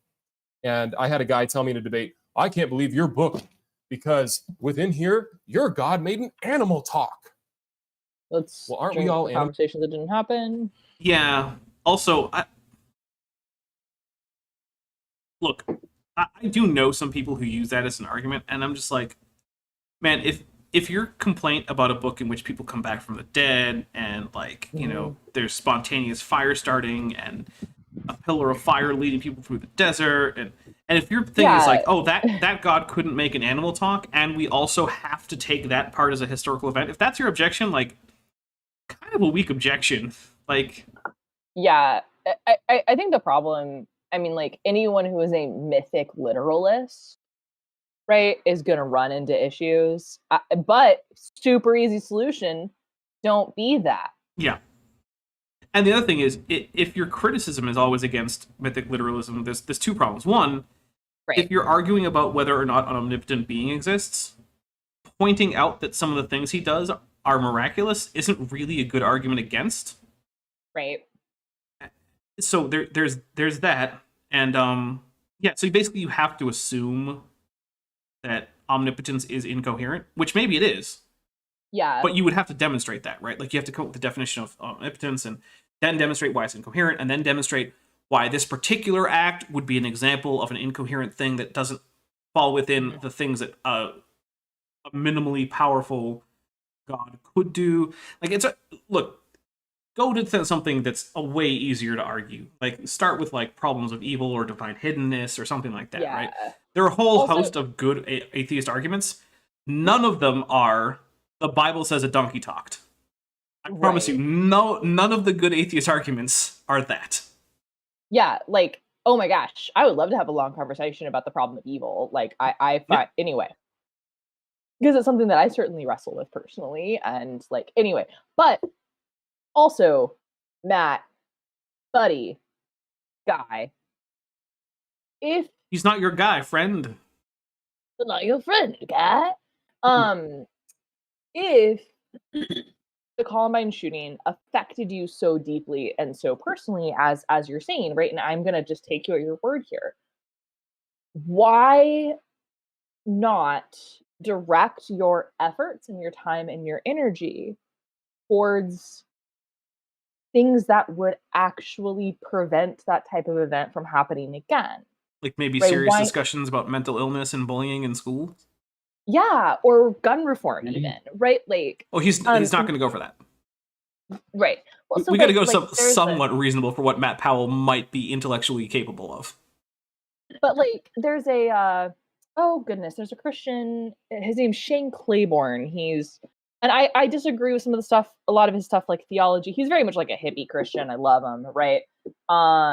There's things of his that I disagree with a lot theologically, right?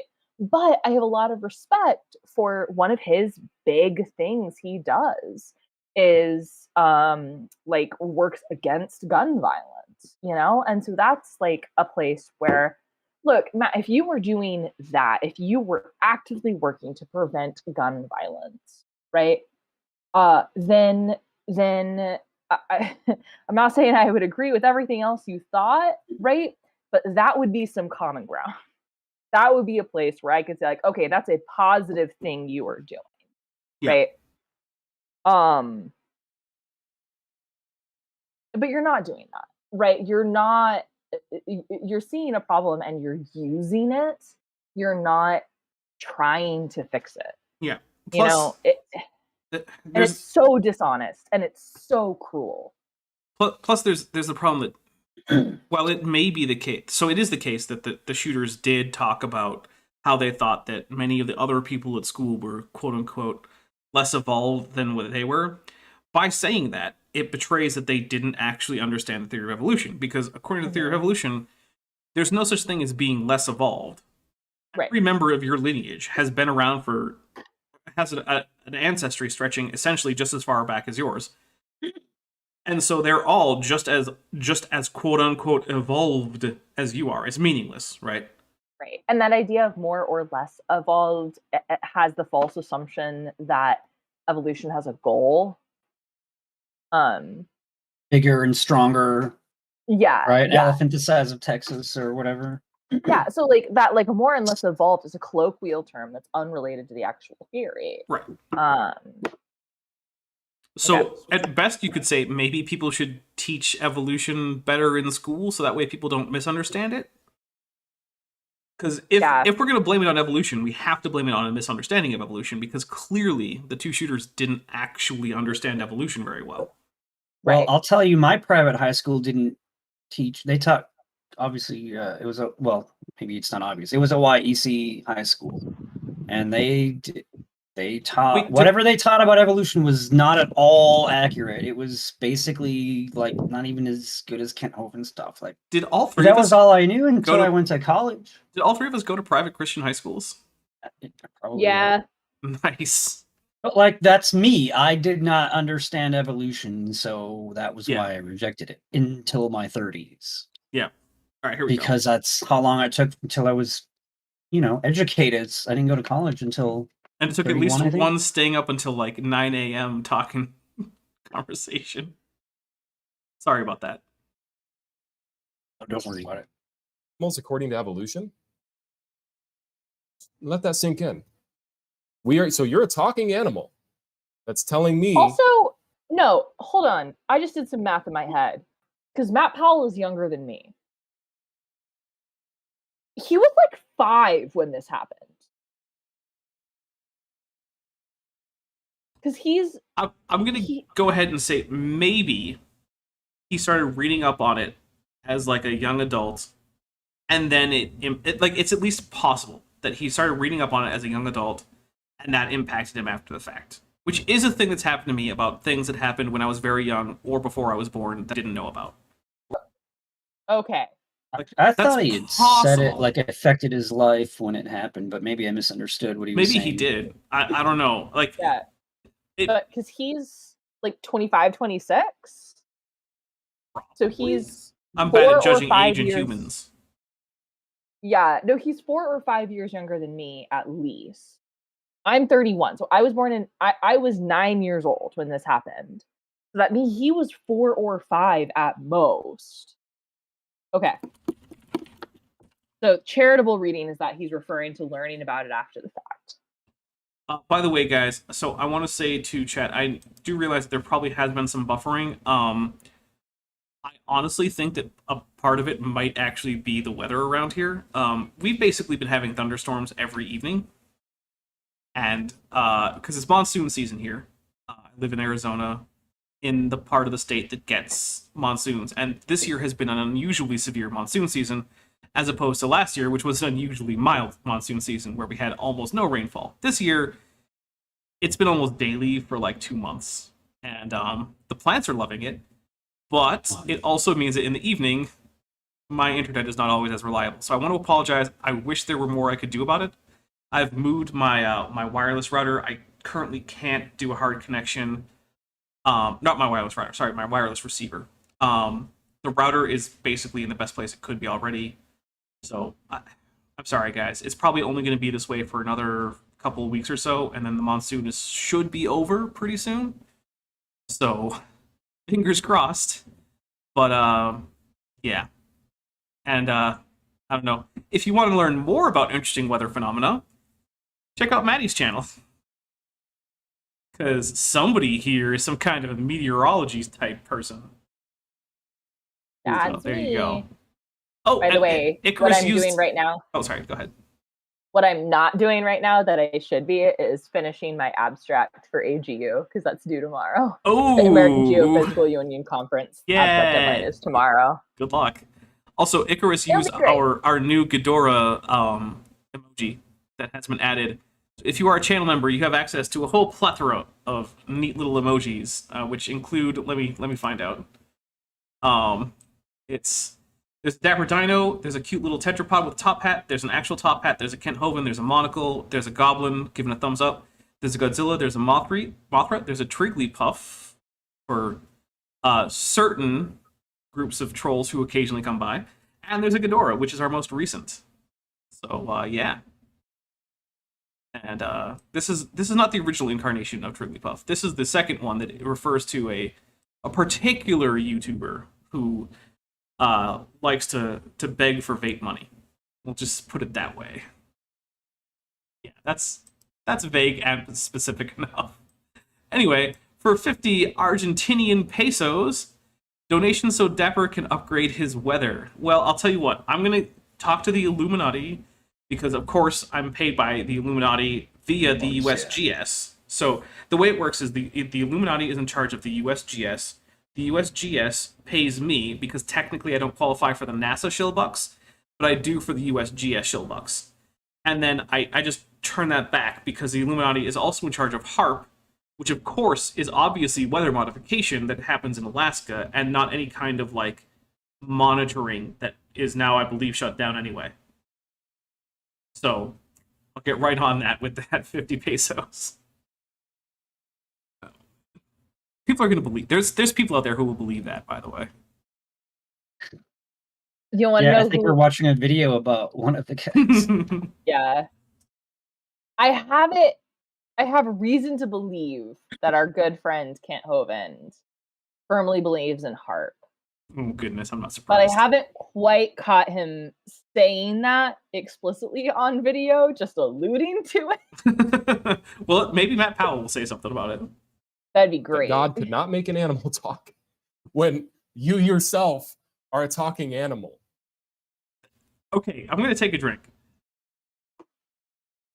The disbelief there, which I've already said, I don't think it's a great argument, but the disbelief there is not that, like, any kind of metazoan can talk. And metazoa is, you know, the scientific category that includes, like, sponges and humans and dinosaurs and donkeys, right?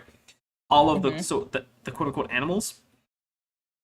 The problem is that donkeys don't have either the brains or the vocal apparatus to produce human speech. So for one to do so requires a whole lot of things that we don't have a great explanation as to how they could happen. But for a human to do so, we do have explanations. Humans do have both the brain and the vocal apparatus to allow human speech. So they speak. No one is saying that no metazoan can ever speak. We're saying we know some metazoans can't. But this book, according to you, says that one literally did. Now, like I said, not a great argument, but you don't have to strawman it, Matt. And that's why I took a drink, is for strawmanning the argument. That's called a contradictory statement. It's called No. contradictions. It's what the atheist community No. lives off No, of, I'm taking a drink. is unreasonable things. So on April 20th of 1999, Dylan Klebold and Eric Harris went into Columbine High School. Now, who remembers Columbine? I was, Oh, he's going to tell us. I think, 3 years old when 3! Okay. Well, that dates him, I guess. So he was born in 1996. Baby. Yeah. Columbine happened. And my mom came in just weeping about this shooting. You don't remember? Sorry. Yeah, I don't think he remembers that. I don't think his mom was weeping. Because the thing is, like, it was tragic. And I remember it pretty well because I was... Yeah. I mean, I was about 150 million years old, obviously. Right, obviously. Yeah, clearly. But the thing is, like, I don't remember that. Like, people don't weep when some crazy tragedy. Okay, people typically don't actually start weeping when tragedy that doesn't directly affect them happens. It still can impact you emotionally, right? But like, think about something that's more recent, right? Like, there was like September 11th or the Boston Marathon bombing or something.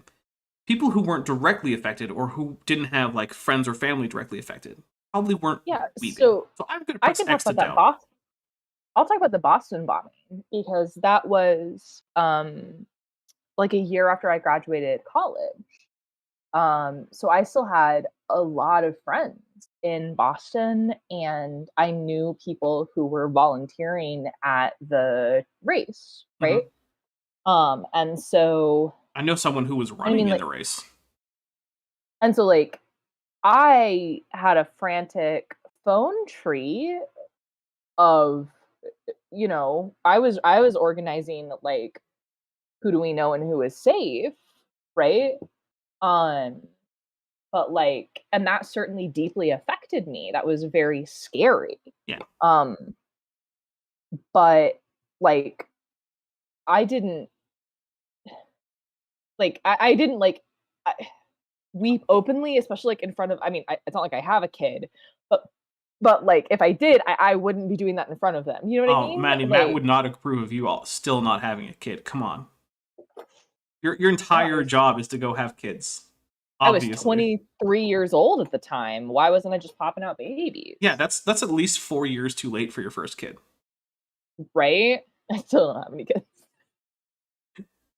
Anyway. We won't ask you how late it is now. Although you did just say how old you were at the time, so now everyone can figure it out. It's cool. Yeah. All right. Yeah, the other thing is, I don't actually care that much whether not his mom was openly weeping, but first, I don't think he could remember it at 3. And 2, no, she probably wasn't. This is just him telling stories about things that probably didn't happen. Yeah. But there are some interesting things about this shooting that really changed my life. Now, I know each of these stories. I would like to know when it changed your life, like Maddie said, but I guess it doesn't matter that much. Particularly because I just am fascinated by this. Dylan Klebold and Eric Harris went into... I'm sorry? He is painting this picture that this so affected him when he was 3 that I'm still willing to set the course of his life. I'm still willing to say that maybe he looked into this later in life, like maybe when he was like 12 or something. Okay, have you watched the documentary Jesus Camp? No, but I've heard of it. Okay, you totally should. But like, one of the things you it's not important for my point, but it is in this flavor of Christianity. You will hear people say like, oh, I was saved when I was 5 years old or 6 years old because I knew at that age that like my life had no purpose, right? They attribute these like really deep, and I've been subjecting my husband to watching Jesus Camp, totally not as, let's call it, research for a D&D module I'm writing. Like, it's fine. Oh, I feel like this might come into play for me later on. It's actually not. I'm writing in a module. I'll tell you off stream. Okay. But it's I'm excited about it. Okay. Anyway, but like it is this thing in like fundamentalist evangelical Christianity that like that you have this story. You have to have a story of how you were saved, even if you were baptized when you were like 6. Yeah. Right? Oh yeah, you need to have some kind of testimony. Testimony of how you were terrible. You had no hope. Right? Ooh. So this idea of when I was throwing my Legos, like right, I threw my Legos. I was mean to my sister, and like so this idea of when I was 3, this event happened that so affected me. It set the course of my life. Feels in that same vein. Does that make sense? Yeah, that does sound reasonable. I mean, so I'm absolutely reading into this, but I'm reading into this based off of my like cult adjacent childhood. Not many people are ready for their midlife crisis when they're only 3 years old. So, hey, let's like listen. I feel like Matt needs to hit his quarter life crisis like right now. There's nothing like I'm not trying to wish ill on anyone, but you need to sit a point where you like question all your life choices somewhere in your 20s, right? I believe in you, Matt. You can do it. Question those life choices. Well, maybe he'll watch this. Are you satisfied? And find out. I doubt it. Columbine High School, and they shot and murdered a bunch of people. And they started off with Rachel Joy Scott. She was outside the school, and she was having lunch with one of her classmates. And they shot Rachel 4 times. And as she was bleeding out, they sat there for a few minutes, about 10 minutes, just watching her die. Now, Rachel, this is a little bit about her. She says, I have this theory that if one person can go out of their way to show compassion, then it will start a chain reaction of the same. She was the first victim. They picked her up by the hair and by the head, and they asked her, do you still believe in God? Do you still believe, Rachel? And she says, you know I do. And they shot her execution style. And so they went through the entire school asking students, do you believe in God? Do you believe in God? So, I actually pretty sure that is inaccurate, but even if it is, yeah. I don't know why that makes evolution wrong. Right. So this whole I forget who's done the work on it, but like this story that Matt just told that's not. There's no evidence for it. Right. That's not this. That's anyway. So I don't know enough to say like that's not what happened. This is what happened. I only know enough to say that like what he's describing is not what happened. But the weird thing is, even if it was, it doesn't actually make a point that supports his position. Right. Like he's the not. the whole thing doesn't matter. Yeah.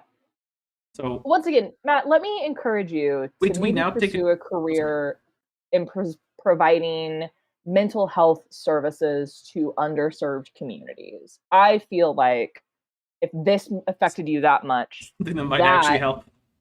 That is a course of action that could actually help. You know what, though? Like, I'm going to take a drink for conversations that didn't happen, because it's Matt reporting on a conversation that didn't happen. Mm-hmm. Which by the way, Matt, seems really morbid, but you can get a degree in counseling, right, and psychology from accredited Christian universities that you have to go to chapel 2 times a week, right? Like, that's a thing you can do, my guy. You don't even have to go to a scary, scary secular school. Ooh. TC the Unbeliever says her friend recanted on her account, I think. That might be... From what I understand, there's little to no evidence that these conversations about God occurred. But even if they did, like, it doesn't even matter. Like, I'm not going to say who cares, because I do think getting the historical facts correct is an important thing. But no answer to the question, did these conversations happen, is going to help Matt Powell's point that evolution is fake, though. Right. Like, yeah, someone did bad behavior, therefore, somebody did bad behavior, therefore gravity isn't real, right? That's not... That picture of Eric Harris, he's wearing a shirt. Should I stop wearing shirts because he's a bad person who wore shirts? We all should. I mean, I know the audience wants that, but like, chat, right? No shirts for bent, only two tits. If that, but yeah. God. And they would shoot whenever the student would say yes. You believe in God? Bam! You believe in God? Oh, no, I don't believe in God. Okay, we'll leave you alone. You believe in God? Bam! Yeah, that went through the entire school. I've never even heard that story. And I grew up with a lot of the weird myths about Columbine because I was in a young Earth creationist church that thought that Columbine was a good rhetorical point. So I'm going to take a drink again for conversations that didn't happen. Yeah. Also for Matt just being a ridiculous ghoul here. Because this is insanely ghoulish. Asking people if they believed in God. This is the damaging effects of telling your kids that they're nothing more than an animal and that it's about survival of the fittest. Folks, last I checked, our mission is to help the weakest.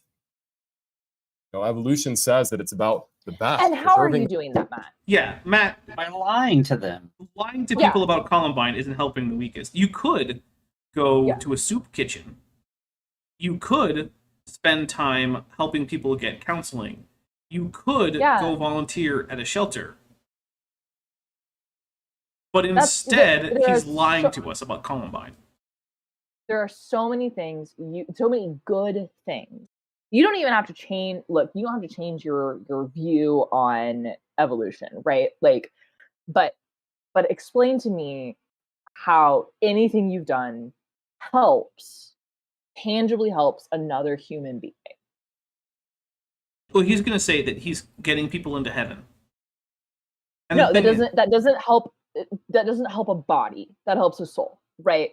So, tell me how you've helped a body. How have you helped the weakest? Yeah, because the thing is, even if you're a Christian, we know everyone has a body. And I'm sorry, but if you're a Christian, you don't have as much confidence about souls as you do about bodies. I'm sorry. You're just way more likely to be wrong about eternal souls than you are about human bodies existing and being alive.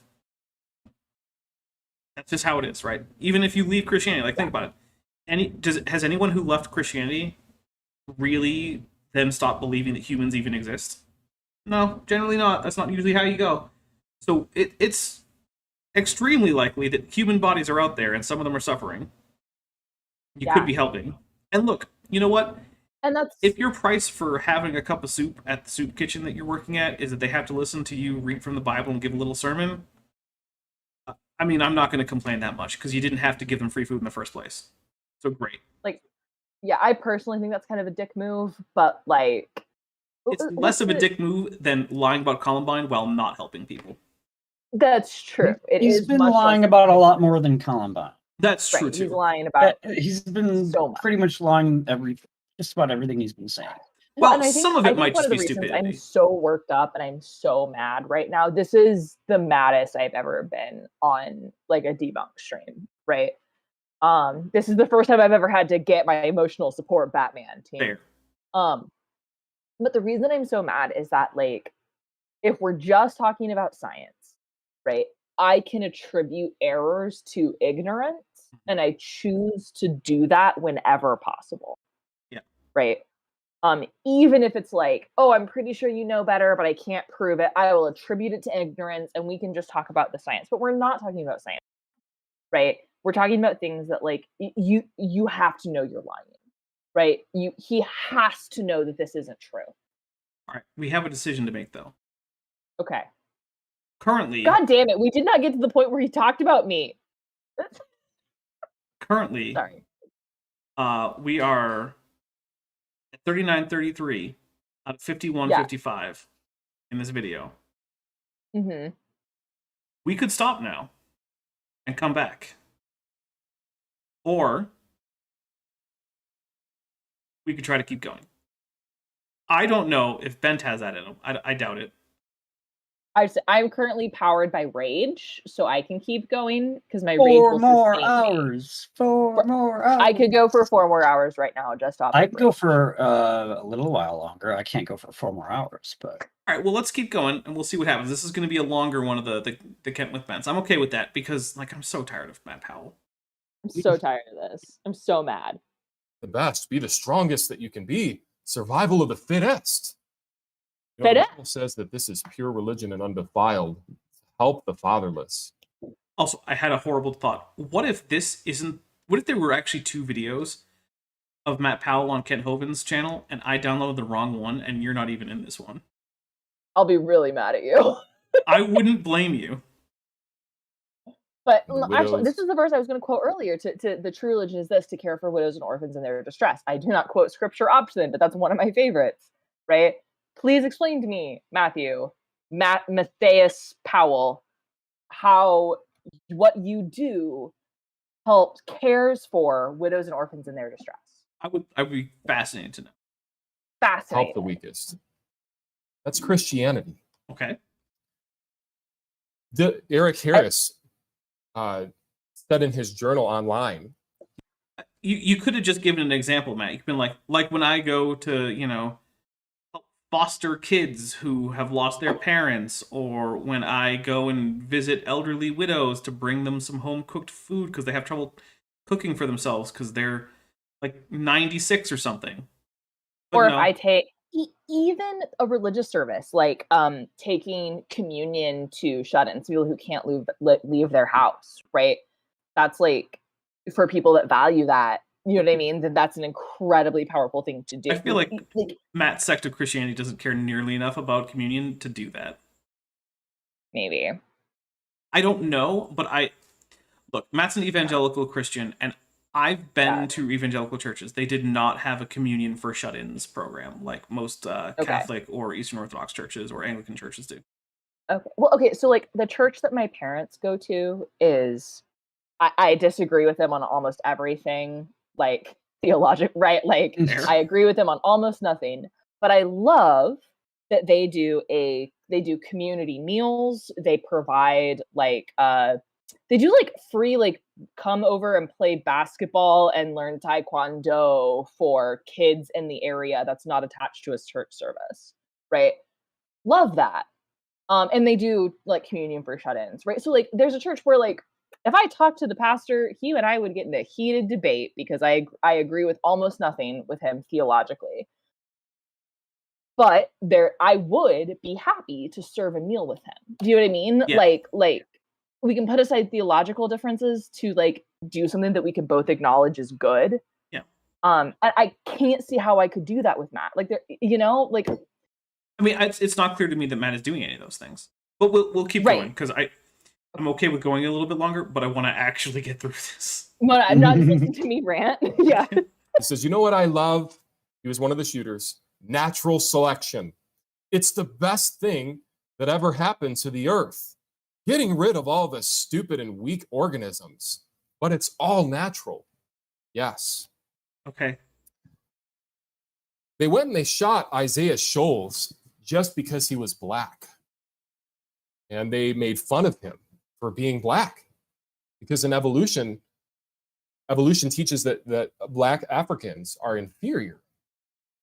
Whoa, let's take a drink for that. I don't even know what it would mean for evolution to teach that a certain group of humans were inferior. I mean, look.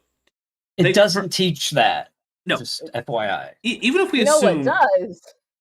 Certain branches of Christianity. Yes, that is true. So here's the thing, right? Even if we take evolution to say that survival and being the fittest is a moral judgment, like that's good, even if we accept that, right? The fact that black people are in no danger of disappearing at all indicates that evolution says, hey, you're doing just fine. So, even if we apply moral agency or something, or moral teachings to evolution in the way that Matt wants us to, you cannot conclude that black people are inferior because, I mean, for one thing, they have a higher birth rate than a lot of people outside of areas where most people are black. And you base that just on straight up, evolutionary fitness. Currently, black people have some of the highest fitness in the world among humans. Right. And isn't there amongst like black people like the highest amount of genetic diversity, which also is going to make them one of the most evolutionarily robust populations? Yep. There is more. Yeah, no, they're fine. There's more diversity in most single sub-Saharan African cities than there is in the rest of the world. That's very cool. Yeah. And that's not an exaggeration. Like, it is the case. You can learn about that on, I think there's PBS Eons talks about that. There's 23andMe, like if you do something like that, genetic testing, you can read all about that. Yeah. Your average, like, pure-blooded Frenchman is more closely related to the average Han Chinese person than two Africans from the same city likely are, if you choose them randomly. That's amazing. Yeah. And that's by, like, genetic diversity, right? They might actually be genealogically closer in that they might share, like, a great-great-grandfather or something. But there's so much genetic diversity in Africa that those two random people are more likely to be less genetically similar than the average French and the average Han Chinese person on opposite ends of Eurasia. We'll keep going. Folks, all of us are of one blood. Red, yellow, black, and white. They're all precious in his sight. People say Christianity's... All right, just so you know, that's a song. If your blood is red, good. If your blood is yellow, black, or white, you Bad. need to go to the hospital immediately. Yes, I Okay? agree. Not a medical expert, but... Look, it's not practicing medicine without a license to tell someone to seek medical treatment. That's okay. You're allowed to do that. Yeah, but the thing is, look, it's a weird song from certain Christian groups, and yeah, the sentiment is supposed to be that it doesn't matter what color your skin is, Jesus loves you anyway. But yes, it was also couched in really weird, like, racial realist terms. So it's a bit cringy, but the message really is supposed to be that it doesn't matter what your skin color is, Jesus loves you anyway. And okay, I'm gonna go and give Matt some charity here and say that that's just all he's meaning by it. Dangerous. All right, oh, really? Is that why 97% of school shootings are done by atheists? I would need a citation on that one, Matt. Yeah. Oh, wait, we have that video. Ready? Citation needed. Because I don't think you have the stats to back that up. They only make up 3 to 5% of the population. I'm also not sure that that's accurate, so I'm also going to have to go ahead and say, yeah, citation needed. Yeah. 97% of school shootings have been carried out by atheists.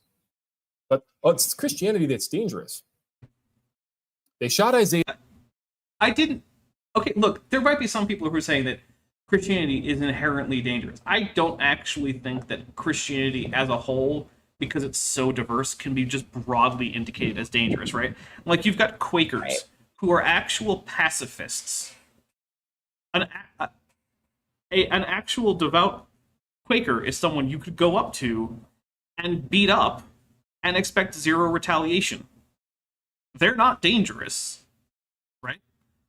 Now, there was earlier in their history some rather heavy involvement with the slave trade, but then also they were among the earliest strongly abolitionist sects of Christianity, so I think they kind of made up for it there.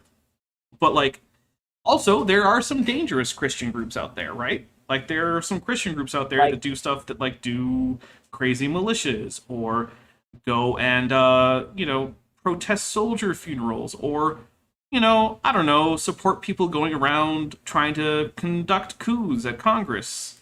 Things like that.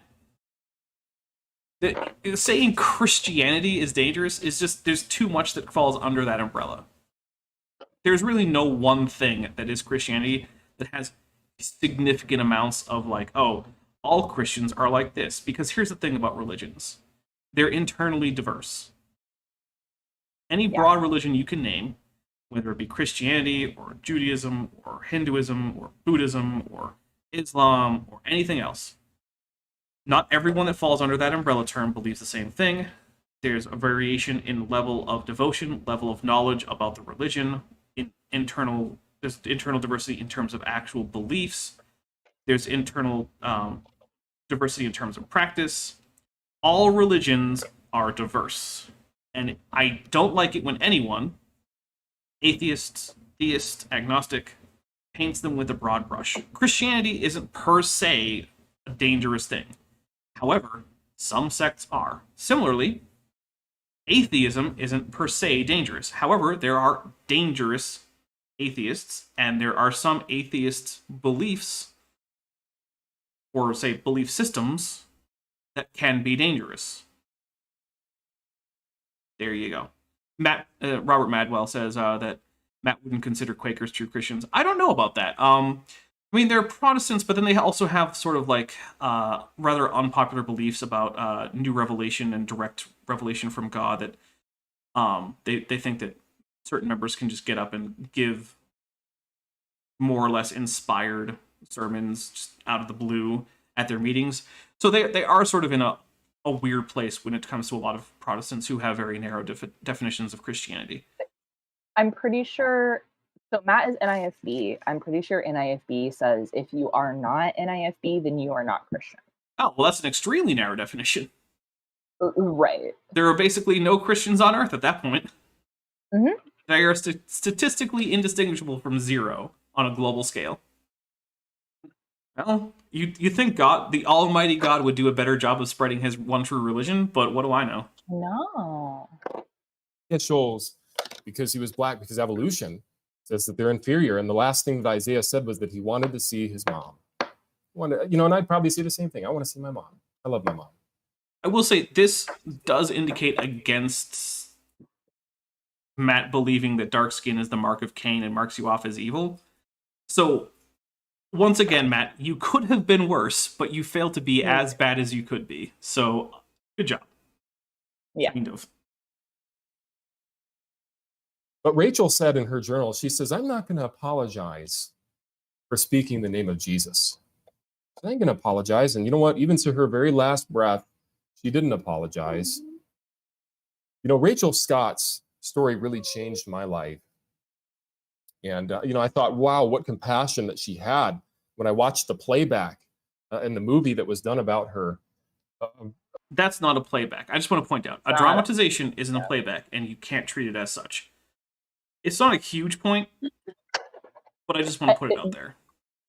There were some issues with the making of that movie. Oh, surprise. Surprise. Of them taunting her for her Christian beliefs and for her faith in Christ. Cassie, they also shot Cassie Bernal. She would not give up her faith in God. They asked you, do you still believe in God, Cassie? Cassie could have said no. And it's amazing because a week before, Cassie actually did a video saying that, you know what, I've become a Christian and I'm going to stand for Jesus. And so I thought that was powerful. Some having compassion, making a difference. The atheist community, they rage at us. Raging atheist. They rage. I'm going to take a drink because he and the Raging Atheist have had so many exchanges. It's just funny he brings up that one guy. Mm-hmm. And by the way, the Raging Atheist in his conversations with Matt Powell has not generally been raging. Now, look, I do think that the Raging Atheist is perhaps not the best representative of atheism as, a philosophical position. I don't have anything against him personally, but I do think he could have done a much better job in his interactions with Matt. But yeah, it's just amusing to me that Matt brings him up specifically because of how often they've talked and how easy it's been for Matt to selectively edit the Raging Atheist. Yeah. Rage. Why do the heathen rage and the people imagine a vain thing? They rage at us, but God died for them. The Bible says that God. Yeah, I mean, that's part of it. Like, look, there are some strident atheists out there. A lot of them, in fact, many of whom tend to hang out in like r/atheism. Yeah. However, there are also a lot of non-strident atheists who have things like, considered philosophical positions, who are well-versed in science, or who are just nice guys, who are just actually genuinely nice, pleasant people. And you can be a nice, pleasant person while being an anti-theist, too. But, yeah, they're not all raging at you, Matt. Most atheists probably don't care about you. Well, but this is part of the, like, okay, so let's, like, talk about why the story of Columbine probably affected Matt Powell so much. Let's not think about it as a 3-year-old. Like, let's say he, like many other evangelical teens, right, that the story was used, right, as a way to emotionally manipulate, right? This sort of almost this like obsession of martyrdom, right? Right, and in these stories, because I know this happened to me at like youth conferences. They would tell us these like horrific stories of people who were like martyred for their faith, right? And then they would bring up Columbine to be like, oh, and look, these people were also martyred for your faith. I remember being like a child and being told like you need to be prepared for like someone with a gun to point it at your head and ask you if you're going to deny your faith as a child, right? And that's, hugely emotionally manipulative. Honestly, it kind of feels like with Matt that just stuck, right? Yeah. Like that it did what it was intended to do, which is to honestly further radicalize youth towards a specific brand of Christianity. And that certainly seems to have worked for him. Yeah. And Robert Adsit points out, to be fair, Matt tends to attract negative interactions. Yes. Well, I wonder why. He talks about compassion and then wants entire groups of people to be killed. Yeah. That's not very compassionate. He doesn't want to do it, though. He just wants to have the government do it. That makes it okay. That's different. Yeah. Because it's not genocide if the government does it, 4 right? billion moral agents to not have moral agency. Like a compassionate person. Yeah. We're going to keep going, though, because we still have 9 minutes. God commendeth his love toward us, and that while we were yet sinners, Christ died for us. So even though we were his enemy, he died for us. Rachel Scott really laid her life down for those shooters. I'm going to go a little bit because he's just preaching and I don't do that. God. We should live a life in the earth and Christianity on my channel. You say, well, Brother Powell, you're being a hypocrite because you really called out the raging atheist. You really called out. Maddie, it's possible that the one time you weren't here is when he talked about you. And I just forgot that that's the fact. But that's not my fault. That's not your fault. Okay. I'll have to go back and watch that and see if that's the one where he talked about me. Okay. About all these guys that came after you. Well, you know what? The Bible says, smite the scorner and the simple will beware. There's some people that just need a swift kick in the Oh, he's about to tell us. Pants. Kick people in the pants, apparently. Some people do. Okay, that's love. This is love that we keep his commandments. These are my resources. Yes, so, when I read 1 Corinthians 13, I think about kicking people. One of his resources is just straight up himself. Standing for truth. And standing for truth. Oh no! I can't even read those. Wow. My favorite thing about standing for truth is that he's not even internally consistent, because he will have on one creationist who will say one thing, and he'll have Kent Hovind who agrees with virtually none of the other creationists out there, especially basically none of the PhDs. They all think he's an idiot for good reason. And in both cases, Stan will be just like, "Oh yeah, that's such a good point. Yeah," never gives any pushback. Here we have. Oh my goodness! One of those things is. That's Matt Powell's book on the top right, Young Earth Creation Model by, not Matt Powell, sorry, by Raw Matt. Oh no! That's barely even a book. This is... Wait, is that what Erica's been debunking in Nah, she's been doing... errors? She's been doing... Well, they both wrote various sections, but it's the one about human origins. It's like human evolution debunked or something. But here's the thing, right? These quote-unquote books are literally screen captures of Google Doc pages, Oh no! complete with truncated and still blue and underlined hyperlinks as sources, and screenshots of diagrams from papers. Oh, Also, I believe the young Earth creation model is the one where Raw Matt draws a Punnett square that is one of those things where the longer you look at it, the worse it gets. And I showed it to my friend who is, look, she's a business major. She hasn't touched Yeah. biology in probably decades, right? I was like, hey, can Yeah, you take a look yeah. at this Punnett square? Because I use her as like one of my proxies for people who don't know biology stuff, right? yeah. Which is totally fair. There's no reason for her to. And she was like, wait, no, this isn't, what? This can't be how it, and I was like, yeah, I know. And she's like, I don't even know anything about this, but this is, I don't know. I don't know how it happened, but this is Raw Matt's Punnett square. And she's like, that's just really bad. I'm like, yep, I know. So yeah, and then there's the standing independent origins, which I believe Erica is going to be going over. And then I think these two DVD covers on the left are stuff by Matt Powell. Are those his movies? It is his movies, but here's the great thing. He has DVD box art. But as far as I know, there's no way to buy DVD copies of this movie. So the box art is for a box that doesn't exist, as far as I can tell. Oh no. So I love that his sources are himself and two of the biggest idiots on the internet. Which makes him three of the biggest idiots on the internet. Fair enough. There you go. And by the way, Raw Matt is someone who took seriously the idea that maybe he could survive on an all sucrose diet. And who also took... You're not a hummingbird. No. He also took seriously the idea that maybe he could survive on a just no calorie diet. Oh, the breatharian thing? Yeah. Listen, I have a slight obsession with cults, and that is how I know about breatharianism. Yeah, it's bad. And like... It's bad. No. Also, Raw Matt, known and proven academic fraud. You can see my video about that. Yeah.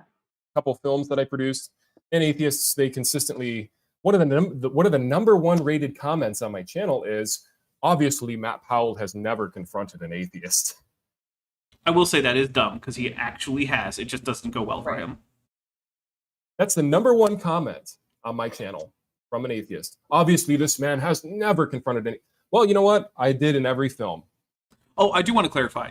There was also a bit of fructose in the Raw Matt all sugar diet. So I don't want to straw man Raw Matt. He apparently also thought that other various simple sugars were okay. So there was probably also some glucose in there, you know, but it was his all sugar diet.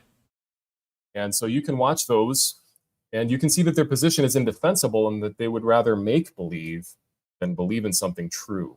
And yeah, with that being said, there's a book here that I recommend, The Young Earth Creation Model, written by Raw Matt. Oh my goodness. Any of Hovind's books are going to be better because Hovind went through a better editing process than they did. Yeah. His books at least have things like full sentences and reasonably good punctuation. That's more than I can say for either of these books. These books frequently contain sentences or things that look like sentences that don't have a predicate and a verb. Oof. Like you're just missing one of those. And it's like, dude, that's not how this language works. I'm sorry. You can't just put a noun phrase in there. Yeah, you can't just leave a bare noun phrase and then put a period after it and call it good. Independent Origins Handbook, that's a good one, written by Standing for Truth. And then there's the Atheist Religion film, and then Science Falsely So Called, which I teamed up with Dr. Hovind on. I've seen both of those. That might be a subject for a Matt with Maddie thing. We'll talk later, Maddie. Okay. Like today is not the day to ask me about this. Oh no, not today. That later isn't later on, like once we sign off. It's later. Okay. Debated the Raging Atheist on. And one thing I just want to say before we close, every single one of the atheist YouTubers that will respond to these kind of videos that we're doing of this conference, they have to do so dishonestly, because the truth is plain and simple. No. You know, the truth is laid before their eyes. The Bible says the invisible things of him from the creation of the world are clearly seen. Everything is clearly seen, being understood by the things that are made. And so the Bible is very clear that He's they are just preaching without again. excuse. That means dumb on like doctrine. Sensible on Almost every saying level. that is like literally even- I could say that. I'm willing to say the rest of this Right. is preaching. I'm just going to click ahead here a little bit. See what happens. Out challenges to the atheist community of Austin. You've put out challenges to Dawkins, Richard. Yeah, this isn't Science Point. He's just preaching from that point on. I have Yeah. nothing to say about the atheist community of Austin or Richard Dawkins. They don't speak for me personally. I think if you are an atheist, you are it's perfectly valid for you to say they either do or do not represent your views. Yeah. And so, because I have no interest in defending either Richard Dawkins or the ACA as a person or an organization, I'm happy to call it here and say that we went through all of the substantive parts of this video, if they can be called substantive, which is a pretty big compliment to Matt. Yeah, like, ouch. But anyway, thank you guys for hanging out. This has been a little bit of an extra long one. I usually keep these to under 2 hours, but I really want to say thank you to everyone who is here. I'm seeing 50 people here currently, which means at least 5 of you haven't hit the like button. But thank you very much, guys. Thursday, there's going to be a video that comes out. I honestly don't know which one it is. I have to look at my my currently uploaded but unpublished videos, of which there's, I think, still 4 or 5. So it's going to be one of them. Saturday should be a Leaving Young Earth Creationism. I'm going to be emailing the person who I'm interviewing for that probably tomorrow to reconfirm. If for some reason that doesn't happen, I'll probably just do another Spirit Science video on Saturday, or maybe just do nothing. It's been a while since I took a Saturday off, but I don't know. Even if I don't do anything on this on the channel, I won't actually be taking it off. I'll still be doing stuff for the channel. So when I say off, I don't really mean it. But I mean without going live, right? So then next Tuesday should be an Eric with Erica, assuming that everything is okay on Erica's end. And that's as far ahead as I'm going to look right now. Because also, I do think on the 17th or the 24th, I'm doing another Leaving Young Earth Creationism, which will probably push the Kent with Bent onto the Saturday, or maybe we'll do something else. Maybe there just won't be a Kent with Bent that Saturday. I'll have to talk to Bent about it. So it's going to be up to both of us as to what we both decide is going to be best for us. I do also want to say a special thank you to my channel members and patrons, but that will be primarily in the end video. I also want to say thank you to Dick, Talik, Theon, and Gupdu3 for their super chats. I really appreciate it. As I've said, support for this channel that is not just ad revenue, because that's wildly inconsistent and absurdly small in terms of actual value. That's what helps keep this channel going. It's your support. And without it, this channel certainly would have to step back drastically in terms of output. I've been doing 2 to 3 videos a week for over a year now, consistently, without fail. That would not have been possible without the support from my viewers, especially my patrons and channel members and the people who super chat. But I totally understand if that's not something you can do. Please, if you can't do something like that, or you just don't want to, please hit like and share the video. That helps immensely. So I'm just going to say goodbye, and Maddie, do you have anything you want to plug? Let's see. Tomorrow night, I'm planning on a live stream at 7 Central. Actually getting to AIG's climate change takes, and then Thursday there should be a video up on like a scripted educational video on what is virtual temperature. Nice. So yeah, that's what I've got coming down the line. That's how it always feels hotter when you're wearing a VR helmet than it actually is in the room, right? Yep. Okay. I feel like that might not be it, but Ben, you got anything? That's not it. No. Oh, Yeah, darn. I'm plugging Maddie's channel, Science Side Up. I just linked to it in the chat. Go subscribe, Go guys. click on it and click subscribe. Yeah. Unless Or- you're already subscribed, because that'll Right. undo it. Don't You do know what? that. I'll be fair. If you want to watch a couple of videos first, that's okay. But just make sure you also subscribe after you do that, because we That's also. where we disagree. I don't think that's okay. I think Okay. you have to subscribe. Well, I'll agree to disagree on that one. Yeah. Well, I me did too. say you have to subscribe. I just said you can watch some videos before you do so. Thanks, team. You're welcome. Yeah, I've been sitting at, I have over 2,000 subs, but I still don't have the watch hours Go watch Maddie's videos. for monetization, because I put out short videos. For my scripted videos are short because that's better for learning. Maddie, it's bad it's for the time for YouTube 3-hour lectures. Come on. God. All right.